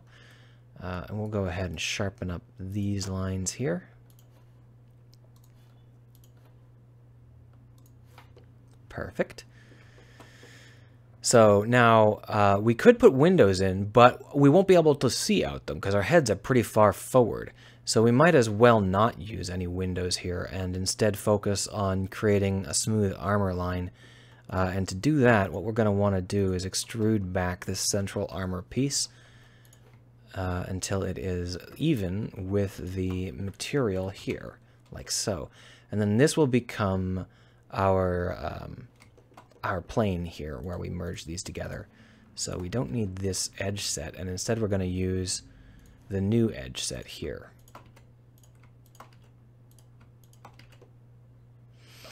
Like so-ish. We might change that a little bit later. And then we can bring this back to here, like so, and bring this back to here, like so. And then we can bring this back to here, and then we have these tries. We'll just fill them in. Like so. Now, in order to bring this back, we can bring it to here, but that's a little bit high. I guess it's okay. And we'll just go ahead and fill these in like so. And then when we get to here, we have some things that we need to take care of. First off, let's go ahead and pull this back like to here is fine. And then what we'll do is we'll connect them up. So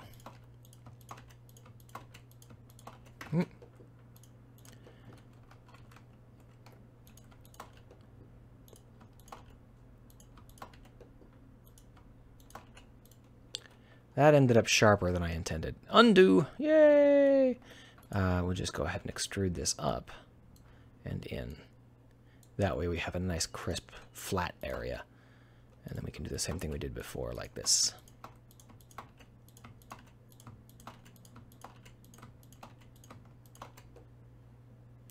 There's probably a special Blender command to create a fan, and I just don't happen to know it. There we are. So that is super basic, but it should work. We can pull this back to give ourselves a little bit of smoothness to how this hooks into other objects. But that is not a bad little section we've got going here. It's not bad at all. Let's go ahead and work on our front piece here. This is, of course, the thing that's going to make it look more interesting and unique, and that's going to be this heavy element that shields our windows when we need it to. So for that, what we're going to do is shrink this on the y-axis and pull it back like so, and then extrude and rotate and pull it back like so. Shrink it on the z-axis like so. That's probably fine. And then we're going to want to make sure that this feels right. So let's scale it down and bring it in. That's too far in, damn it. Scale it up. Oh, that's not up. There we are. That should be pretty much correct. The only problem we've got is that we accidentally hit the clip line, so we're going to go ahead and unclip that for now. And that is our setup here. You can see that we have some sharp edges where we don't want sharp edges. The easiest way to fix that is to add another loop and just soften it up like this. There are other options, but that one is pretty basic. So, how do we lock this into the ship, and how do we want it to look? Should we sweep it out to the side or down below? Because down below might make more sense. But that means that you wouldn't be able to have landing gear directly below the cockpit.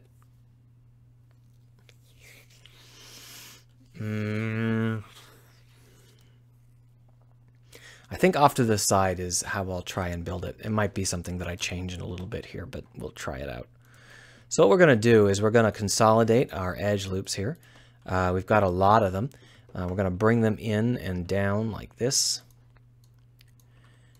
And then we're going to go and make them a little bit of a flatter set of pieces. So we'll select here, and we'll select here. There we go. That should do. We can adjust this so that it feels a little more spherical by just grabbing these pieces and moving them a little, and that should work. And then what we're going to do is make this feel like it has a vertical pivot. So we're going to put in a new circle. By the way, let me know if you guys don't like one of the particular things I'm doing, because I can always model off screen or whatever, depending on what you need, or what you care about, I should say. So let's go ahead and bring that in here. We don't need 32, so let's deselect half of them. Select checkerboard, deselect X, dissolve, verts. Nope, dissolve, verts. There we are. And we'll just extrude up, boom, down. One of those. Morse Amalgam says that he likes how much thought I put into the reality of the ship's design. I find that it's fun. It's a good way to make your ships look unique and interesting, even if people will disagree on the specifics of what you've chosen for your ship's, functionality. It'll still look more interesting than if you were just, haphazardly slapping shit together.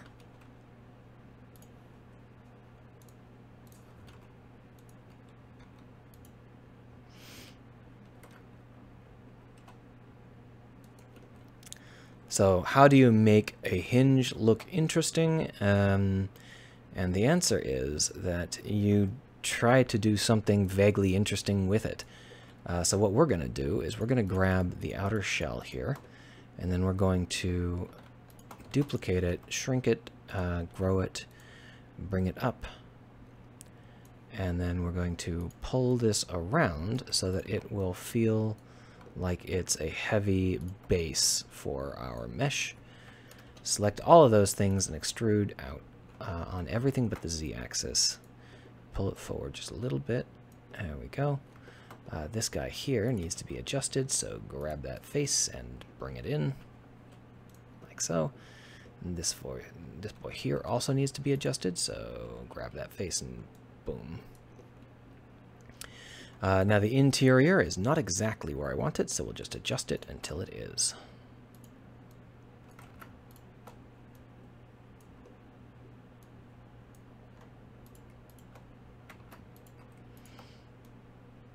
Like so. And then we can also pull these out like this. All three maybe? That's a little better.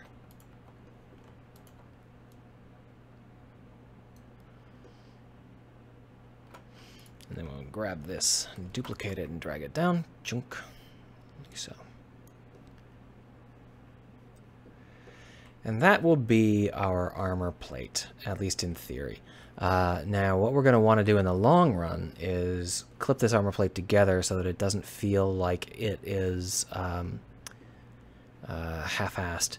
So to do that, we're going to want to actually extrude like this. And the reason is because we'll want to create a heavy merge point for our armor, and that's easier if it's like that.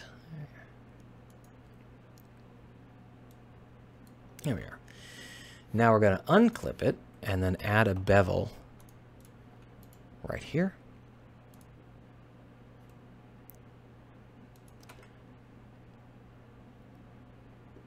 Probably need more like this.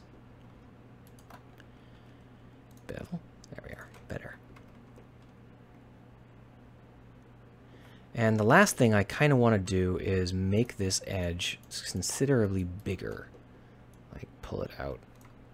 Let's go ahead and turn on. Oh, let's not. Let's go ahead and just do this. Yoink, and then we can just pull out the next set.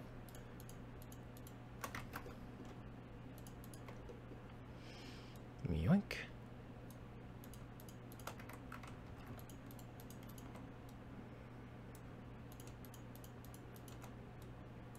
There we are. Give us a nice heavy feel there. What we can do is add bevels and stuff if we'd like, but before we do that, let's try and get our materials working. You can see that we have a lot of random ass materials here, and obviously those are not what we want. So we're going to just select all of the materials on this particular unit, except for the ones at the window. So if you can see how, I'm sure you can't because it's really frigging hard to see what's going on here. But there is a loop that's connected to the window, and that's one we want to remain with this particular coloration. I just added the window. That's fine. We'll deal with it later. So let's go in here, and we'll make this into hull color. Bonk. But we're going to want to make the armor part armor. So grab the armor part. There we are.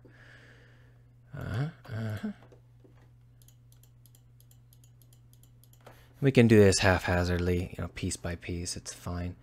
But we can see we don't actually have armor as one of our options. So we're going to want to add that in. There we are. Heavy hull. Switch material rendering back on, please. And the way I set this up with the fan means that we can just select swaths and not worry about it too much. So armor, like so. Now this thing is sort of in the way, and it's made of glass at the moment. We don't want it to be made of glass. Heavy hull is good. Make this a heavy hull as well. What's this errant face? No, it's not. It's just how it looks for a moment. So let's go ahead and hide this so that we can see what we're doing, and finish off our armor plating here.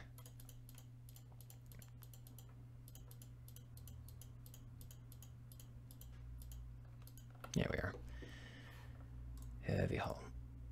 Yeah, perfect. We could do the sides as heavy hull, but I don't think that would be wise. I mean, we can take a look at how it would look. No. Would that be better? No, it's better if it's not heavy hull. But we do want this part to look decent, so what we're going to do is change this out for something other than standard hull. Cloth, I guess. Okay, we're going to want to set this up as faces smooth again. That's all good.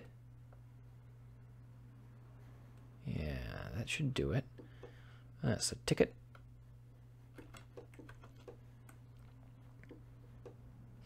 We'll go ahead and add this chair into the mix, like so. That way we have our chairs set up. We still don't have like the things in front of the chair that we'll need to actually steer the ship, but at least we can see the ship's chairs. If we go over here, we can see how it would look to look through, and you can see that we have a pretty good line of sight, and that's fine.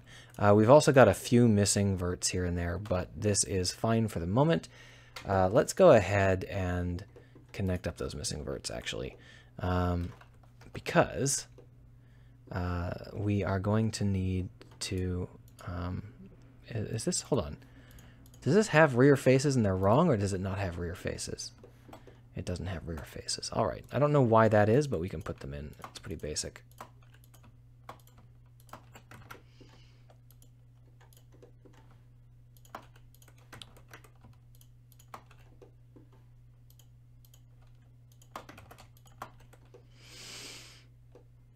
Why is that one white? All of the rest of them were cloth, and that one's white. Whatever. So the last remaining pieces that we have to do are down there. You can see them. But in order to do that, it would be easiest to just turn off our material for mirroring so that we can get at them easier visually. And you can see that we're just going to do the same setup that we've done before. Just connect it all up. But our roof is really, really high. So we're going to drop it down. And you can see that we did catch a little bit of the outside world with that, because we forgot to delete one of the outside connecting faces. So that face gets deleted. Boom. And then we can drag it down, because this doesn't need to be that high. There we are, like this. That's good. And then we can drag it over like this. Clipping back on, please. Boom. Is clipping on or not? Oh, I turned off mirroring. That's why. Fine, just deselect it for now. And what we're going to do is we're actually going to merge these two verts. There's no reason for them to be separate. Merge at last, and then we'll have a nice setup where it's all more triangles. That's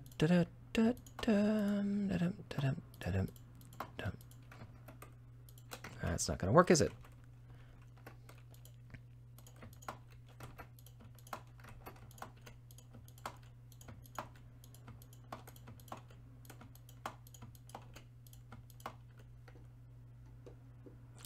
So this is a really high ceiling, and there's no reason to have one, so let's bring it down. And then this, of course, is also both a high ceiling and a unusually far forward ceiling, so we'll pull it back like so. And then down and back. A little bit of a bulge might actually be kind of cool looking. This needs to be flattened. Scale to 0.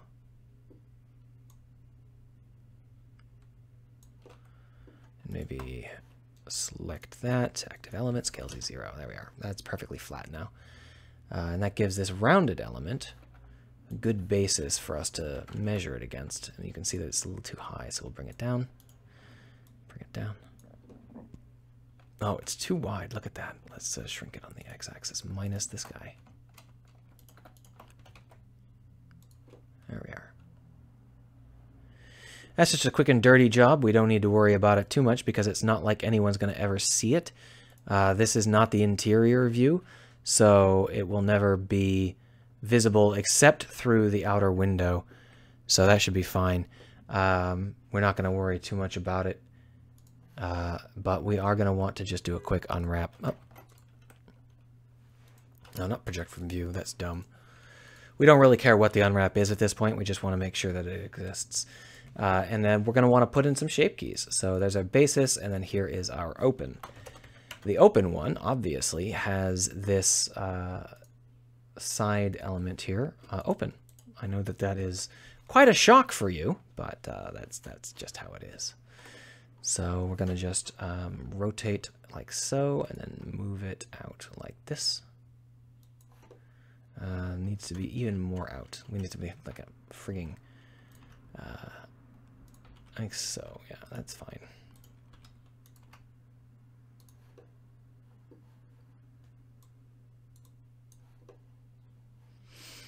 Mm-hmm.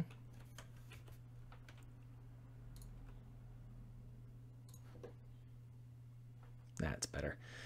Now, as for what we want this part to look like, I think that we're going to actually just add in another loop on the main system. So let's go back into basis here, and we have an element that isn't connected properly. So grab it and connect it properly. There we go. So with that in mind, let's take a look at how it looks open. So, swoop. Now, obviously, this would be better done with bones because using a shape key like this, it actually has some pretty substantial deformation in the middle. We'll probably switch it out for bones later, but for now, all I care about is the two extremes, out and in. So let's go ahead and actually put a B in front of this to tell the system that it's Boolean. When we allow the player to edit these shape keys, ones that start with B are going to just be 0 or 100. They're not going to be able to be in the middle anywhere. All right, so that is a little bit silly. Do I like it? Let's take a look at how it looks with the ship. So if we grab this and bring it over into the ship, oh, just grab the one thing. We don't need the whole world. Put it over here. There we go. So, is this not lined up properly? Why is there a gap between it and the next thing? There shouldn't be.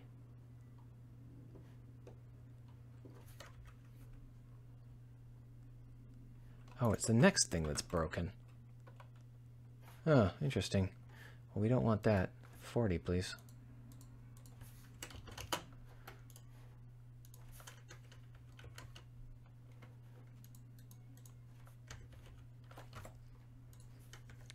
Come on, fingers, type correctly. There we are. That's a little better. All right, so our armor is a little bit heavyweight. Let's go ahead and see here. Can we get the bulge down, the taper? Will that armor look better if it's forward another couple notches? Not really. Should we use some bloat? I'm not sure how it's going to look best. But for now, let's go ahead and just drag it all back a notch or two. There we are.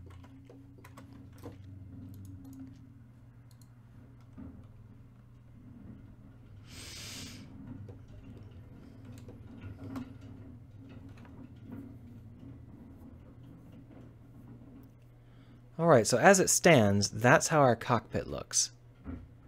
There's no light inside, so you can't see anything. But I could put a light in. It's just there's nothing in there to see, so it wouldn't be terribly flattering.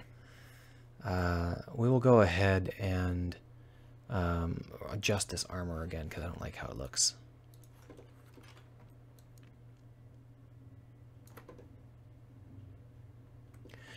Okay, so let's add a light and stick it inside of this. Someone is spending a long time dragging their trash cans around. Lights, create a light.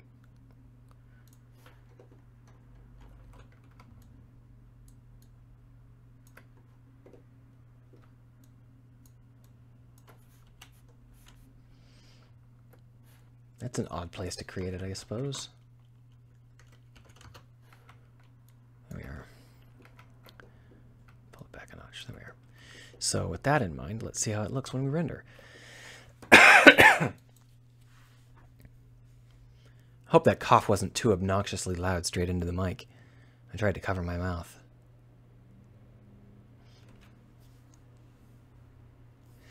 So I don't like how these look when they're open. Let's go ahead and manipulate these a little bit just so that the interior has a different material than the exterior. The easiest way to do that is to hide the edge and then just select it like this. And we'll give it the interior mechanisms color, a nice dark shade. That said, it looks kind of like, I don't know, elephant ears, Dumbo. So it's not very elegant. I think that those are probably going to need to be changed.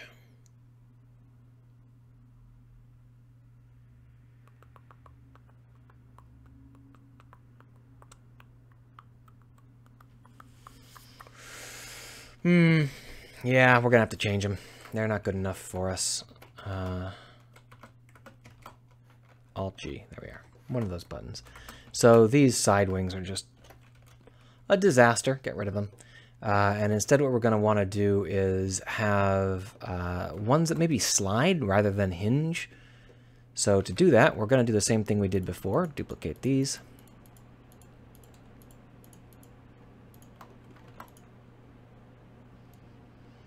And then we'll extrude out like this. And maybe scale up based on a active element like this one. There we are, better. And then we'll bring it over on the x-axis only, like so. Bring the whole thing slightly forward. Yeah, there we are. And as before, we need to have that gull shape, so let's go ahead and set that up.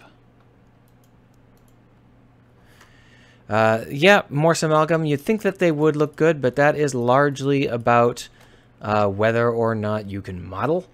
And as you may have noticed, I'm not the best. So, let's go ahead and see what we can pull off.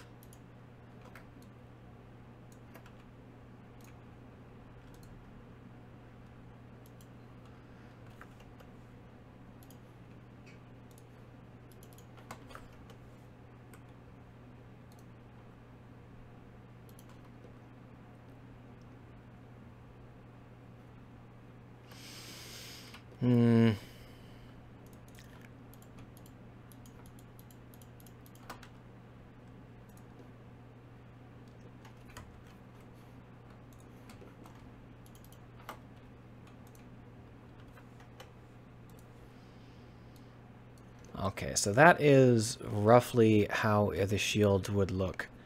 If we rotate the entire shield, like down, I think it'll look a little bit more realistic. And then what we'll do is the same thing we did before, except that these, instead of doing what we did before, we're going to end up trying to make them into rails or something similar. So if we bring all of these back just a little bit more and then scale them down on the z-axis like so, and scale them on the y-axis to 0 like so, and then bring them out, we can probably adjust them so that they look a little bit like rails. To do that, we'll just grab these, drag them down like so, and grab this, drag it down like so. And then I can grab these two and drag them back.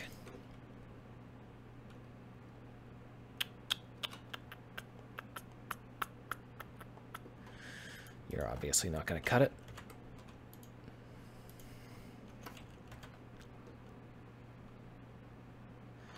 So these rails aren't actually going to be connected to our object. Let's go ahead and duplicate them, drag them aside, then delete these guys. Fill in those faces that we just created. These are going to be rails that will slide on. So we're going to drag them in like so. And then maybe shrink them down a little bit. Well, in order to shrink them down a little bit, it might be better if we were to delete one of them entirely and duplicate the other one, just so that they are the same exact size. Use their own individual origins to shrink. I think that a better idea would be to cut. So cut, cut, and we will cut in some grooves. There. Like that, yeah. And now you can see that we have this issue where the edge is not at all lined up with the default edge. So we're going to want to fix that. So, boom, like so. And then we're going to want to actually... oh, I didn't get the whole thing, did I? There's a random edge in the middle here for no reason. There we are. Oh, that didn't get it. There we are. My brain is starting to fail, guys. It's not going to work out. I'll probably have to stop soon. That should be fine, though. So we're not going to want to actually bring it all the way back, but I want it to be easy to line up. So we're going to just... well, whatever. This is fine. Scale Y0, unselect. There we are. There we are. And what we'll do is, actually we will do that. And we'll crease here, crease here, crease here, crease here, crease here, crease here. Grab these guys and shrink them on the Y-axis. X-axis, one of those axes, until they are inside of our station, like that.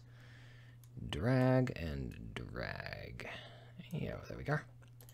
Grab these, and we will just go ahead and shrink them a little bit too. There we are. That is basically how I want them to look. Except that they end here, and they shouldn't. We should be pulling these forward, like so. What we can actually do is bring them here, and then extrude, bring them here, and that should work. Now we could add in all sorts of decorations on the inside of these, but nobody's ever going to see them, at least I don't think so. So we're not going to bother just yet. What we're going to do, however, is try and come up with a good pattern for these to slide. So as you can see, they can slide back, but you can't slide them through the cockpit. So they still do have to do some kind of adjustment or rotating. And what if we rotated them 180? What if we rotated them 45?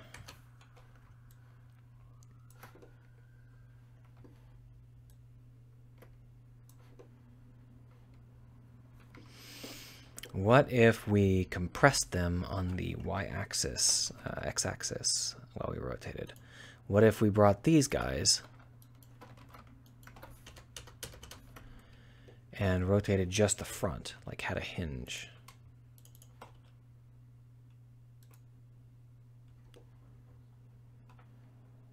And then slid the whole thing back.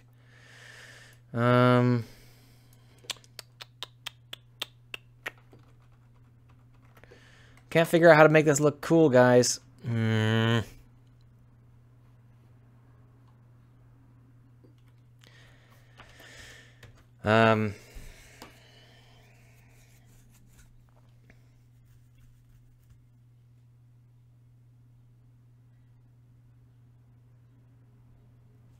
Maybe just a big-ass scoop underneath would be the best option. A sliding scoop. Yeah, okay. Let's go ahead and grab one of these dudes and bring it down underneath our ship here. Rotate Y90. Slip. There we are. Something like that is fine. And we can just scale it up on the Y-axis a little bit, like so. And bring it up like this. Delete you. And then create a scoop. So in order to create a scoop, what we'll do is we'll select a bunch of these, and duplicate, bring it down, straighten that edge. There we are. Pull it out like so until it covers up our edge there. There we are. That's pretty good. Extrude out, rotate, bring it up. Yeah, that should be okay. Extrude out, rotate, bring it up. And turn this into a scoop that goes way out. Just select the whole thing, I suppose, and then scale it on the y-axis. So the idea being that this is actually just going to slide, and it'll go shtook and stop there. We're going to need to have it have a slightly different shape, though. So let's go ahead and fix up this shape. We can do that by turning on connected proportional editing and turning on our clipping.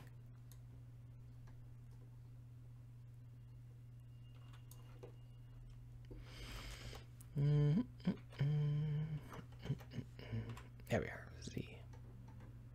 No, I guess not.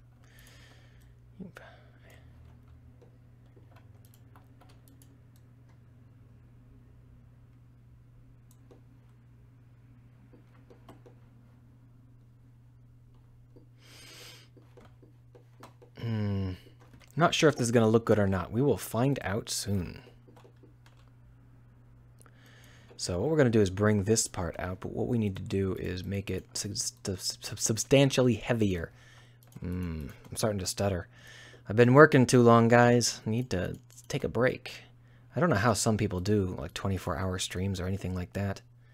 My brain stops working after an hour and a half. Alright, so that is going to be our shield. And what we're going to want to do is create some obvious rails down here in the middle. And the easiest way to do that is to bevel, like so. And then we can extrude the bevel straight up. And then we'll want to arrange it so that it actually fits into our slots a little bit, like that. Good, good. The top of this will have to be flattened and brought up into our rails, like that. Now, in order for that to work, we're going to want to make sure that the interior has roughly the same height. So just grab these pieces.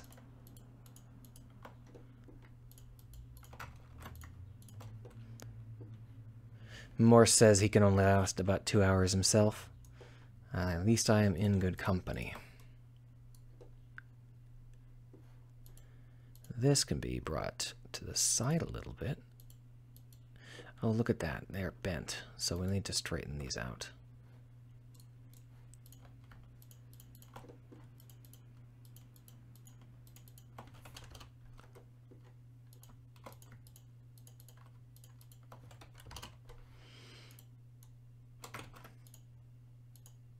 Come on, click on the right damn thing. There we are. Too far. Are we still in the middle? Yeah, okay, so that worked out. Right, so we're going to want to hook this a little bit. There we go. We'll go ahead and crease that up along with its buddies above and below, like so.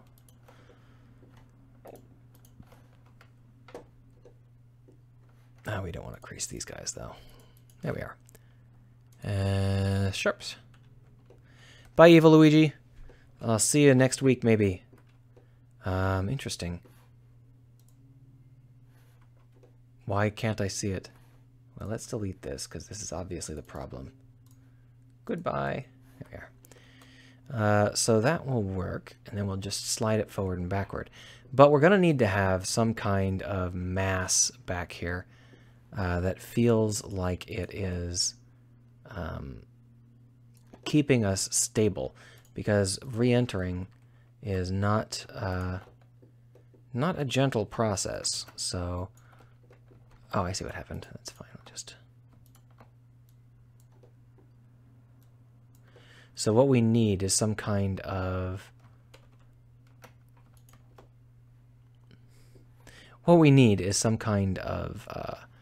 thing that will brace back here, and that's not too hard. We'll just go ahead and create one like this. Just go, and then maybe we'll bring these up a little bit.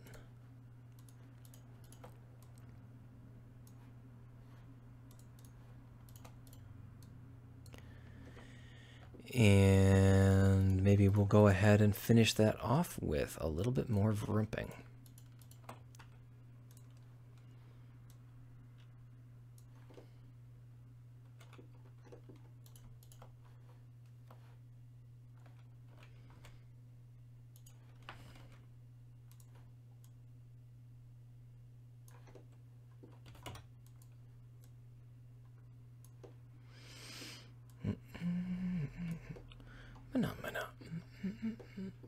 Now this doesn't make any physical sense, but I'll work it out later if it looks good.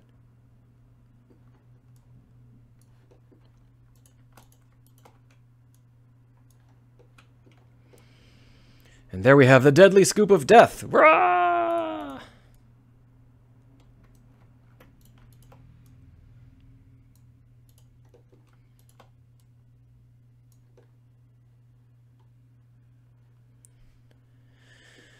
Right, so let's go ahead and make sure that it doesn't suck too bad.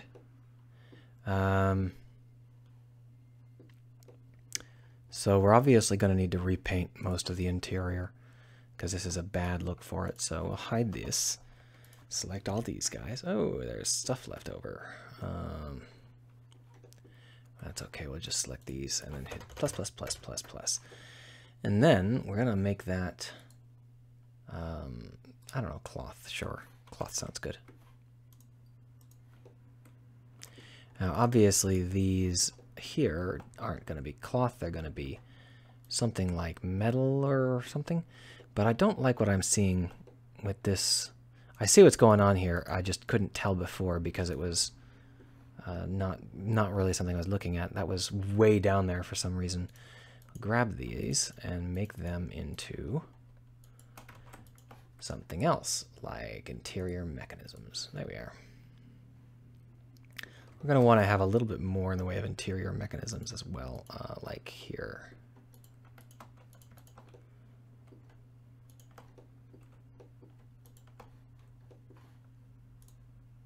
Perfect.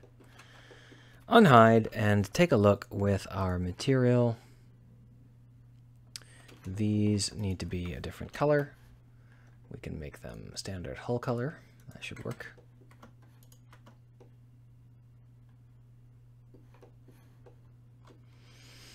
All right, well, let's see how this looks when we slide it back.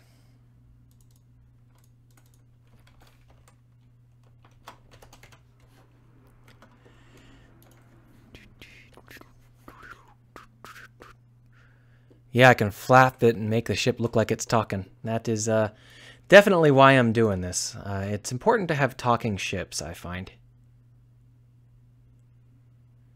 There we go, something like that. But what we're going to want to actually do is fudge it a little bit and shrink it on the y-axis just enough so that it fits not too badly there. Yeah, like that.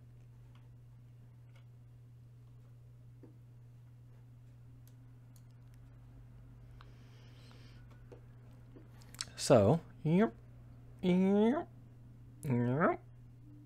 okay. Let's go ahead and put this back on the ship and see whether or not the ship looks decent with this in the control. There we are. So what we've got here is a set of armor plating that I've put so that it actually intersects with the command system, but that should be fine.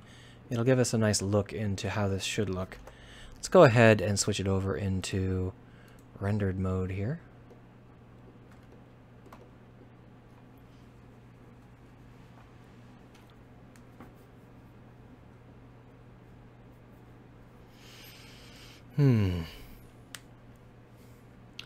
Don't know. I think that's all I can do for today, though. I'll have to think more about what I want it to look like. Sliding pieces are really hard in terms of visualizing them. So, you know, I'll have to think about that a little bit more. I'm going to go ahead and delete my streaming video from YouTube and then post these as new pictures. If you are going to ask any questions, now is the time because I'm about to sign off. Tried some cockpit stuff, indie dev.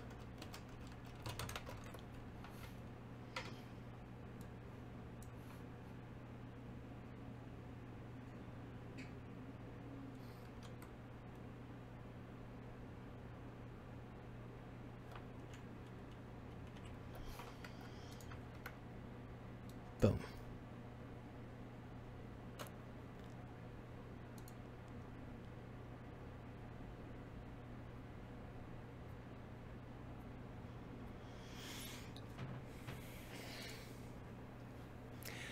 I caught some flack on YouTube from some, well, not YouTube, Twitter, from someone who doesn't think my ship looks damaged. Well, it's the best I can do with limited resources. Without any mesh manipulation, it's going to be tough to make them look better. But that should be okay for now. The idea is sound. If it looks damaged, it is damaged. So I don't know what you tried to share, Erdroid, but it didn't work. I'm going to go ahead and sign off for the day. Thanks for hanging out for a few hours. See you on Sunday if you care to stop by. And that's it for the day.